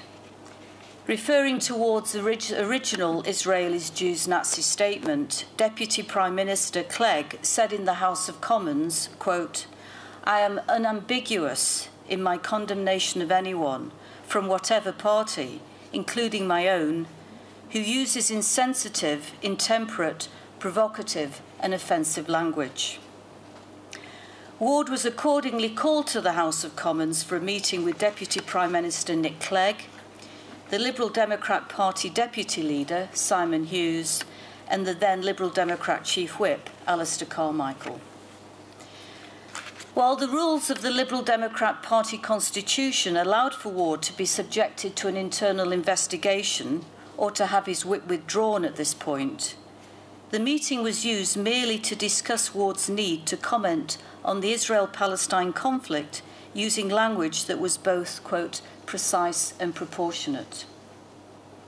I understand from conversations with Alistair Carmichael that the issue of anti-Semitism was not raised at this meeting, nor was the issue of discipline. The Liberal Democrat leadership missed an important opportunity to publicly warn Ward about his anti-Semitism, or if necessary, to help raise his awareness of anti-Semitism by engaging the Community Security Trust to work with him. In fact, the emphasis on the need for Ward to be precise in his choice of language only seemed to feed Ward's anti-Semitism. This is evident from the statement he made immediately following the meeting. He said, and I quote, there is a huge operation out there, a machine almost, which is designed to protect the state of Israel from criticism. And it comes into play very, very quickly, and it focuses intensely on anyone who's seen to criticize the state of Israel. And so I end up looking at what happened to me, whether I should use this word, whether I should use that word, and that is winning for them. Here we see issues that have already been discussed at this conference: denial of anti-Semitism, and an accusation that those who are accusing him of anti-Semitism, accusing them of bad faith and lying to protect Israel from being criticised. There's also here the conspiracy trope. Further to the Liberal Democrat leadership's failure to use that meeting to discipline Ward for his anti-Semitism, it meant that he was not restrained from making further anti-Semitic comments. For instance, in November 2013, he tweeted, quote, "What a shame there isn't a powerful, well-funded board of deputies for Roma." And in January 2014, he tweeted, quote, "Just seen 12 years a slave, powerful, brutal inhumanity we still see today in places such as Palestine." Incidentally, there was no public Liberal Democrat leadership response in either of those instances. As for the Liberal Democrat leadership's emphasis on the need for proportionality, this appears at first sight to be reasonable. There is a crude but implicit relationship between proportionality and balance, suggesting that what was required of Ward was criticism of both sides in the Israel-Palestine conflict. A good example of this can be seen in a letter written by Alistair Carmichael to David Ward in July 2013, where he states, and I quote from his letter, "The Liberal Democrats have regularly and vocally expressed criticism of Israel's actions in the West Bank and Gaza, just as we have condemned terrorist attacks conducted against Israel. For instance, we have condemned Israeli settlement building for making it even harder to reach a negotiated solution. Similarly, we have condemned Hamas for allowing rocket attacks on Israeli civilians from the Gaza Strip." But although conceptually reasonable, the problem with the proportionality requirement is that in practice it becomes unreasonable because of the likelihood of its misuse by those politicians who would demonise Israel. This is because of certain powerful trends in Britain today which help shape the political agenda. One powerful trend is to regard the fight for Palestine as an affirmation of progressive political values. According to eminent lawyer and anti-Semitism scholar Anthony Julius, this fight has replaced the fight for socialism as a self-standing cause, unrelated to any larger project of human liberation, and even unrelated to any particular politics. Every act and statement that is hostile to Israel is viewed in a positive light, because, according to this view, the Israel-Palestine conflict is inherently disproportionate. Another powerful trend is to be found among many, but no means all, not by no means all, British Muslims. The 2006 all-party parliamentary inquiry into anti-Semitism heard evidence that the Israel-Palestine conflict has fueled a sense of anger and injustice among many in the British Muslim community, creating a climate that is more hospitable to radical Islamist ideology, which calls for the destruction of Israel.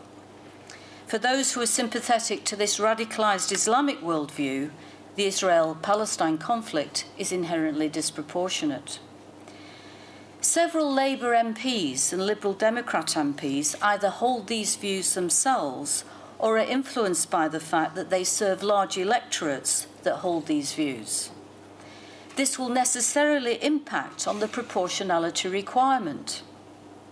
For example, Sir Bob Russell, Liberal Democrat MP for Colchester, is a member of the Palestine Solidarity Campaign, which advocates a one-state solution to the Israel-Palestine conflict. In July 2013, he used Holocaust inversion to delegitimize Israel when he asked the Education Secretary the following question during a debate on the national school curriculum in the House of Commons. Quote, "On the assumption that the 20th century will include the Holocaust, will he give me an assurance that the life of the Palestinians since 1948 will be given equal attention?" Yasmin Qureshi, Labour MP for Bolton South East, is a British Muslim who serves a constituency with a large Muslim electorate. In February 2014, she used Holocaust inversion to demonise Israel when she said during a debate in the House of Commons on the Israel-Palestine conflict, quote, "Israel was founded because of what happened to the millions and millions of Jews who suffered genocide. It is quite strange that some of the people who are running the state of Israel seem to be quite complacent and happy to allow the same to happen in Gaza."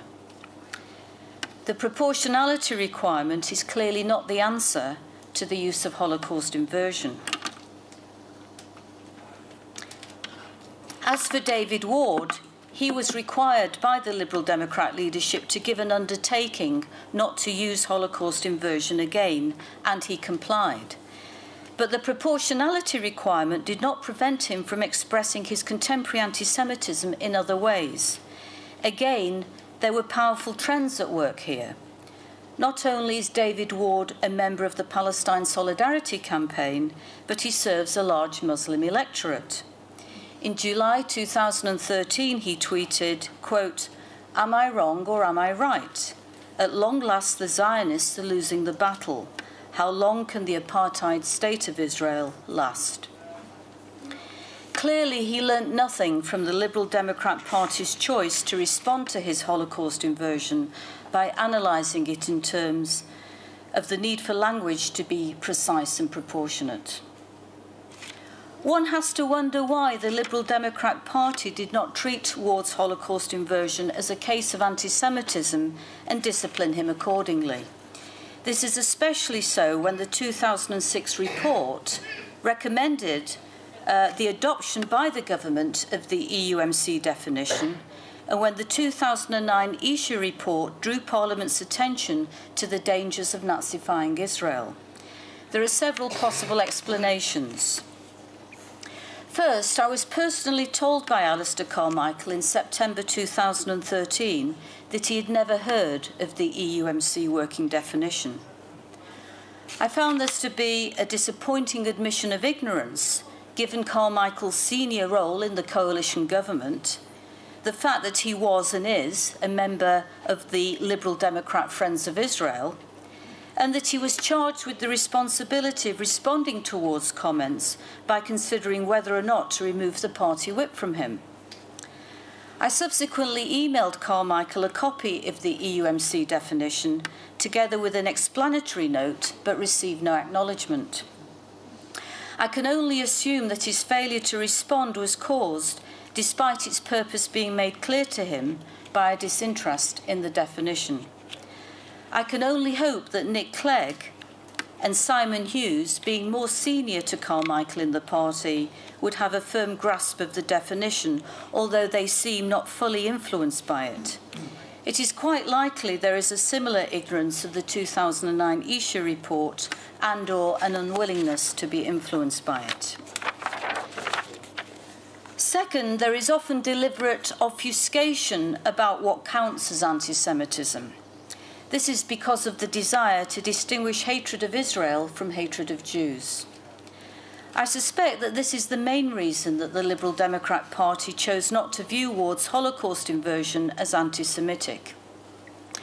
It is clear from a reply to my complaint about Ward from Nick Clegg's office that the Liberal Democrat Party did not have a problem with Ward's political position on Israel and wanted to preserve for him and other party members the right to strongly criticise Israel without being labelled anti-Semitic. I quote from Clegg's reply, quote, "As the Chief Whip has been very careful to make clear, David was not censored for his political views on the Middle East, views that are shared by many in the Liberal Democrats. It is perfectly right that politicians should be able to criticise the actions of a state in the strongest of terms. and, quote, "It is important to know that David was not asked and would not be asked to apologise for his political views on the situation in the Middle East." It's worth noting that there are several Liberal Democrat MPs who are members of the Palestine Solidarity Campaign, including Simon Hughes, the Deputy Party Leader and one of the party leadership who met with Ward in February 2013. Another possible explanation is that there was genuine confusion among the Liberal Democrat leadership about whether Ward's Holocaust inversion was anti-Semitic rather than merely inappropriate. Many people in Britain are uncertain as to what counts as anti-Semitism. This is because of an overwhelming ignorance of anti-Semitism's pre-Holocaust history and the fact that the Holocaust conditions popular understanding of anti-Semitism. People think of anti-Semitism as state-sponsored genocide. Those who do acknowledge that anti-Semitism can manifest itself in contemporary discourse in relation to the Israel-Palestine conflict have difficulty recognising it because it is frequently driven by the anti-racist left and is masked by the language of human rights. There is also no common agreement as to where the line should be drawn between legitimate criticism of Israel and anti-Semitism. This is why the 2006 report recommended that the government adopt the EUMC definition to provide some clarity on this point. Another possible explanation is that the Liberal Democrat Party leadership, like many people in Britain, does not regard Jews as in need of protection from racism. Jews are thought of as wealthy, privileged, and well integrated into British society. In fact, Anthony Julius notes that anti-Semitism faded from political consciousness in Britain in the 1970s precisely because of a sense that the Jews could look after themselves following Israel's victory in the Six-Day War. And at the same time, anti-racists became concerned with the far-right's hostile response to Afro-Caribbean and Asian immigration to Britain. Today's British anti-racists are preoccupied with Islamophobia and anti-Roma racism to the exclusion of anti-Semitism. So for whatever reason, the Liberal Democrat leadership did not see or did not choose to see Ward's Holocaust inversion as anti-Semitic. But what about the fact that the Jewish community said it was anti-Semitic? Should this not have been enough for the party leadership to treat it as anti-Semitic and to discipline Ward accordingly? On this point, note that the 2006 report recommended that the test for anti-Semitism should be subjective. Citing the Macpherson report's view that a racist act is defined by its victim, the report said, quote, "We conclude that it is the Jewish community itself that is best qualified to determine what does and does not constitute anti-Semitism." There are three possible explanations as to why the Liberal Democrat leadership did not listen to the Jewish community when it said that David Ward's Holocaust inversion was anti-Semitic. According to British sociologist Robert Fine and British critical legal theorist, and British legal theorist David Seymour, the British tendency to regard anti-Semitism as something that happened in the past means that people who claim they are victims of it in the present are regarded as mistaken, oversensitive, delusionary, or worst of all, dishonest, which is what David Ward himself thought.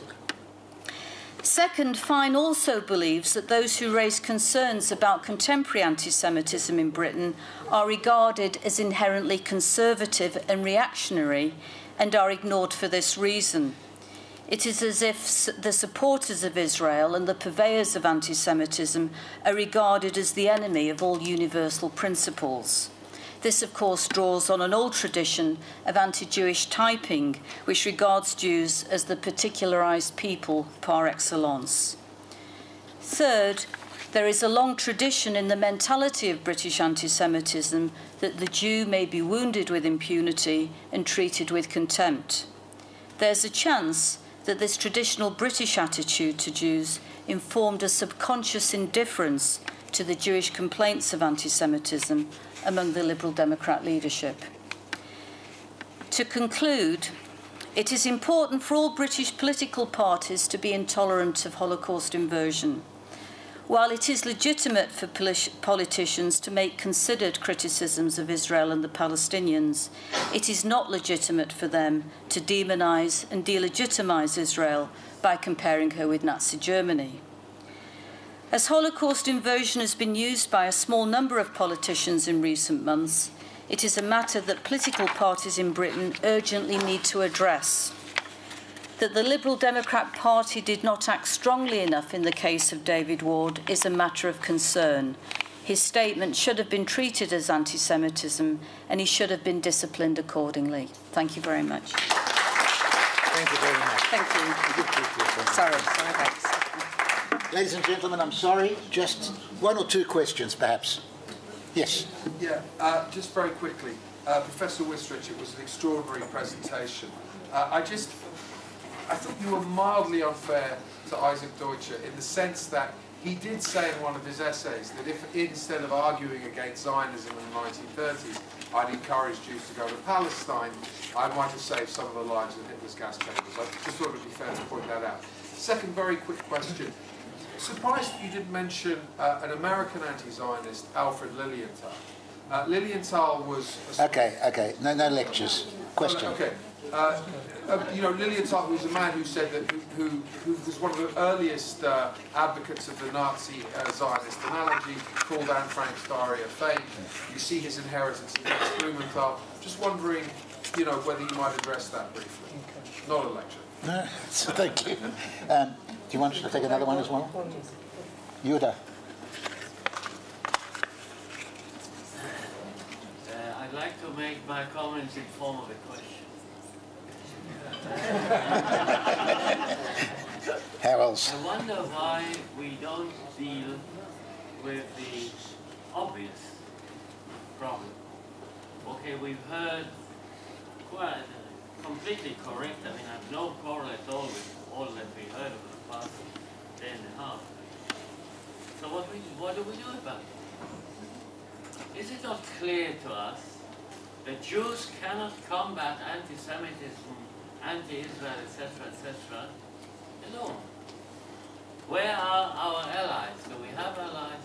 Why don't we deal with the problem to find them? Where would you like to find them if you were going to put the question? I can give you quite a number of addresses. To quote, Evangelicals? in the last 2 months, there were 2 major conferences of states, of governments, on prevention of genocide. One with 124 governments. Okay. The Palestinian-Israeli problem was not even touched because there are more important things. Syria, CAR, and so on. Israel wasn't represented in either of them. Why? Probably because there was a strike. Really? Wonderful. Okay, I'm sorry. Minister, we don't have a foreign minister. Okay, Right. all right. Okay. So, I think that what we ought to do, and again, I completely agree with everything that was said here, I think we ought to devote some of our energy to find the necessary allies to fight it and not to get into the situation of the Zentralverein Deutscher Staatsbürger jüdischen Glaubens, 1897 to the Hitler period.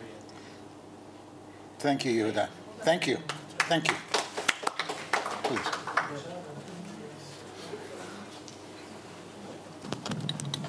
Okay, I'll start with Ben Cohen's question.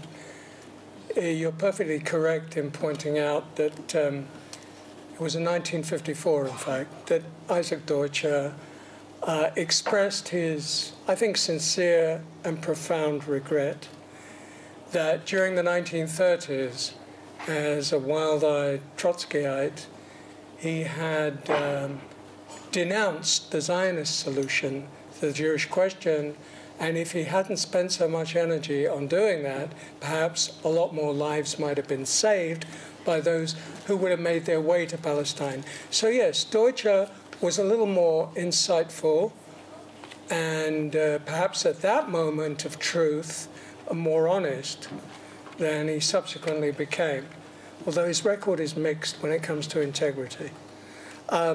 What I note is that there are a certain number of people in Britain in particular today, who no doubt you know as well as I do, or better, who actually believe that you can combat, and this is already something that relates to Yehuda's question, that you can combat anti-Semitism by coming with a more, let's say, rigorous materialist Marxist interpretation of the Jewish question than is bandied about by present-day anti-Zionists.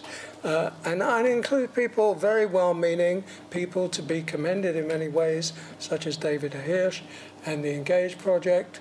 I think they've done important work. I don't in any way wish to downgrade that. But I think that that proposition is absurd. The idea that you're going to convince any of the contemporary, left-wing anti-Zionists that they misunderstood Marx or historical materialism, it's an absolute non-starter.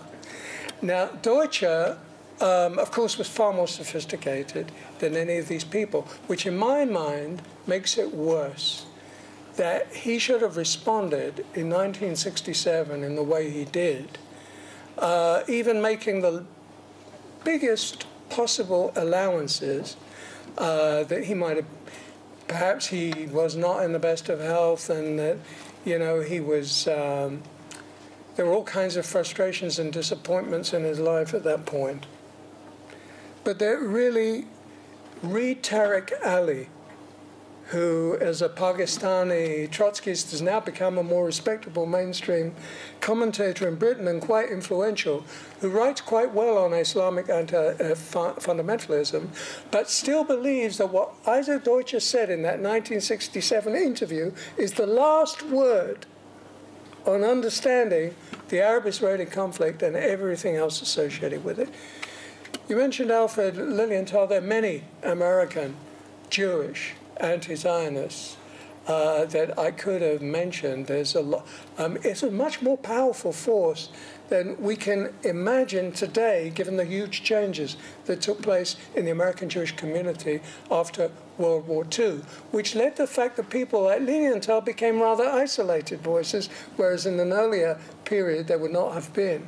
He's often quoted by, even by journals like the Journal of Palestine Studies, because conspiracy theories of the type you just touched on that he definitely embraced, and the mix of anti-Zionism and anti-Semitism in his case is very clear-cut, more so than in some of the people I mentioned, where it is not at all black and white.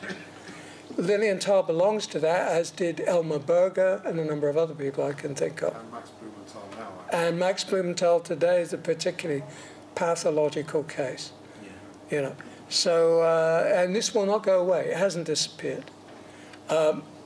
Actually, that's why I have some reservations about writing out the question of Jewish self-hatred completely from the scenario.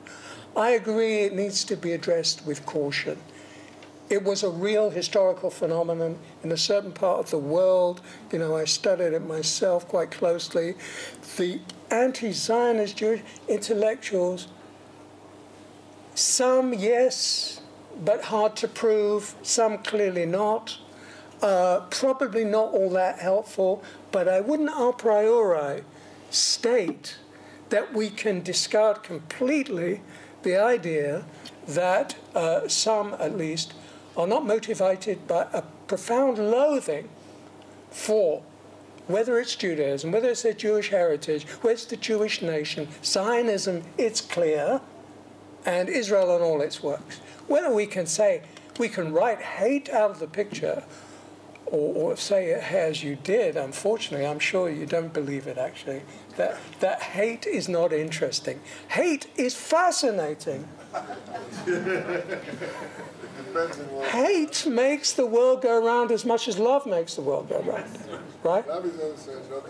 Only they don't write pop songs about that. They say love makes the world go round. Ask Russia. Nobody writes. Well, maybe in the Arab world. There was a popular hit. There was a popular. Well, excuse me.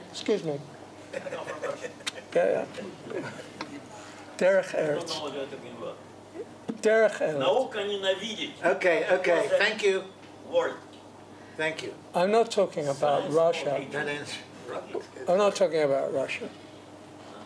And I do know that there was a popular song called I Hate Israel in the Arab world about a decade ago. So yes, that exists. But in the Western world, in the center of like popular music and popular culture, you cannot, unless you're Tom Lehrer in the 1960s, you can't really write about hate. I mean, he did it brilliantly, but nobody else has done it since then. So, but hate makes the world go round. I'm sorry to say it, but anyone who has studied this material seriously knows that. And if we ask, what are we going to do about it, and do we have allies? I said, actually, this morning I had to do an interview on the radio, and this question came up.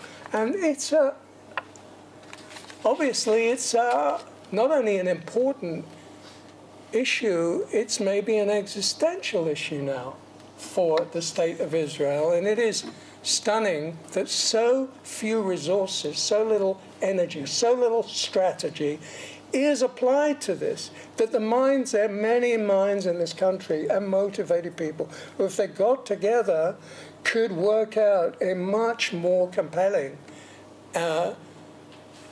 answer than the non-strategy and the non-policy that you were referring to.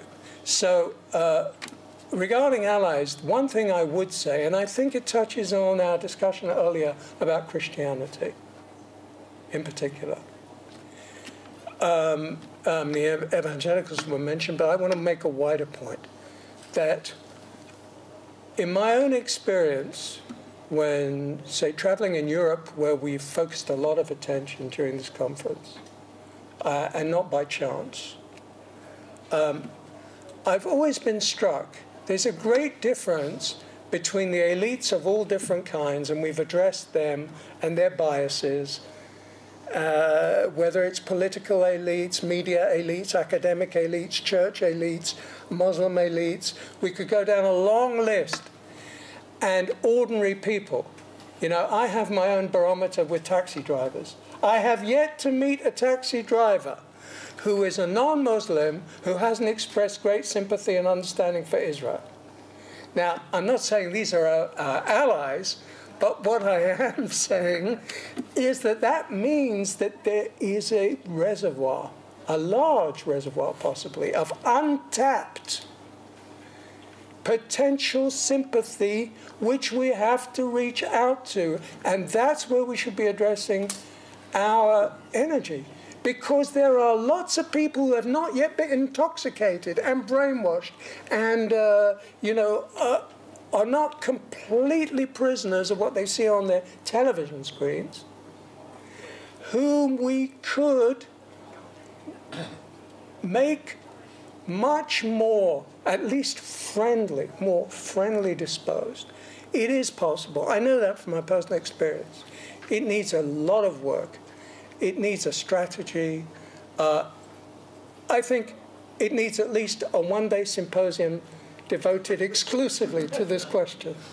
So I think that we can take up that challenge. I'd love to go on, but unfortunately we're way behind. So I'd like you to thank our panel for a great session. Thank you very, very much.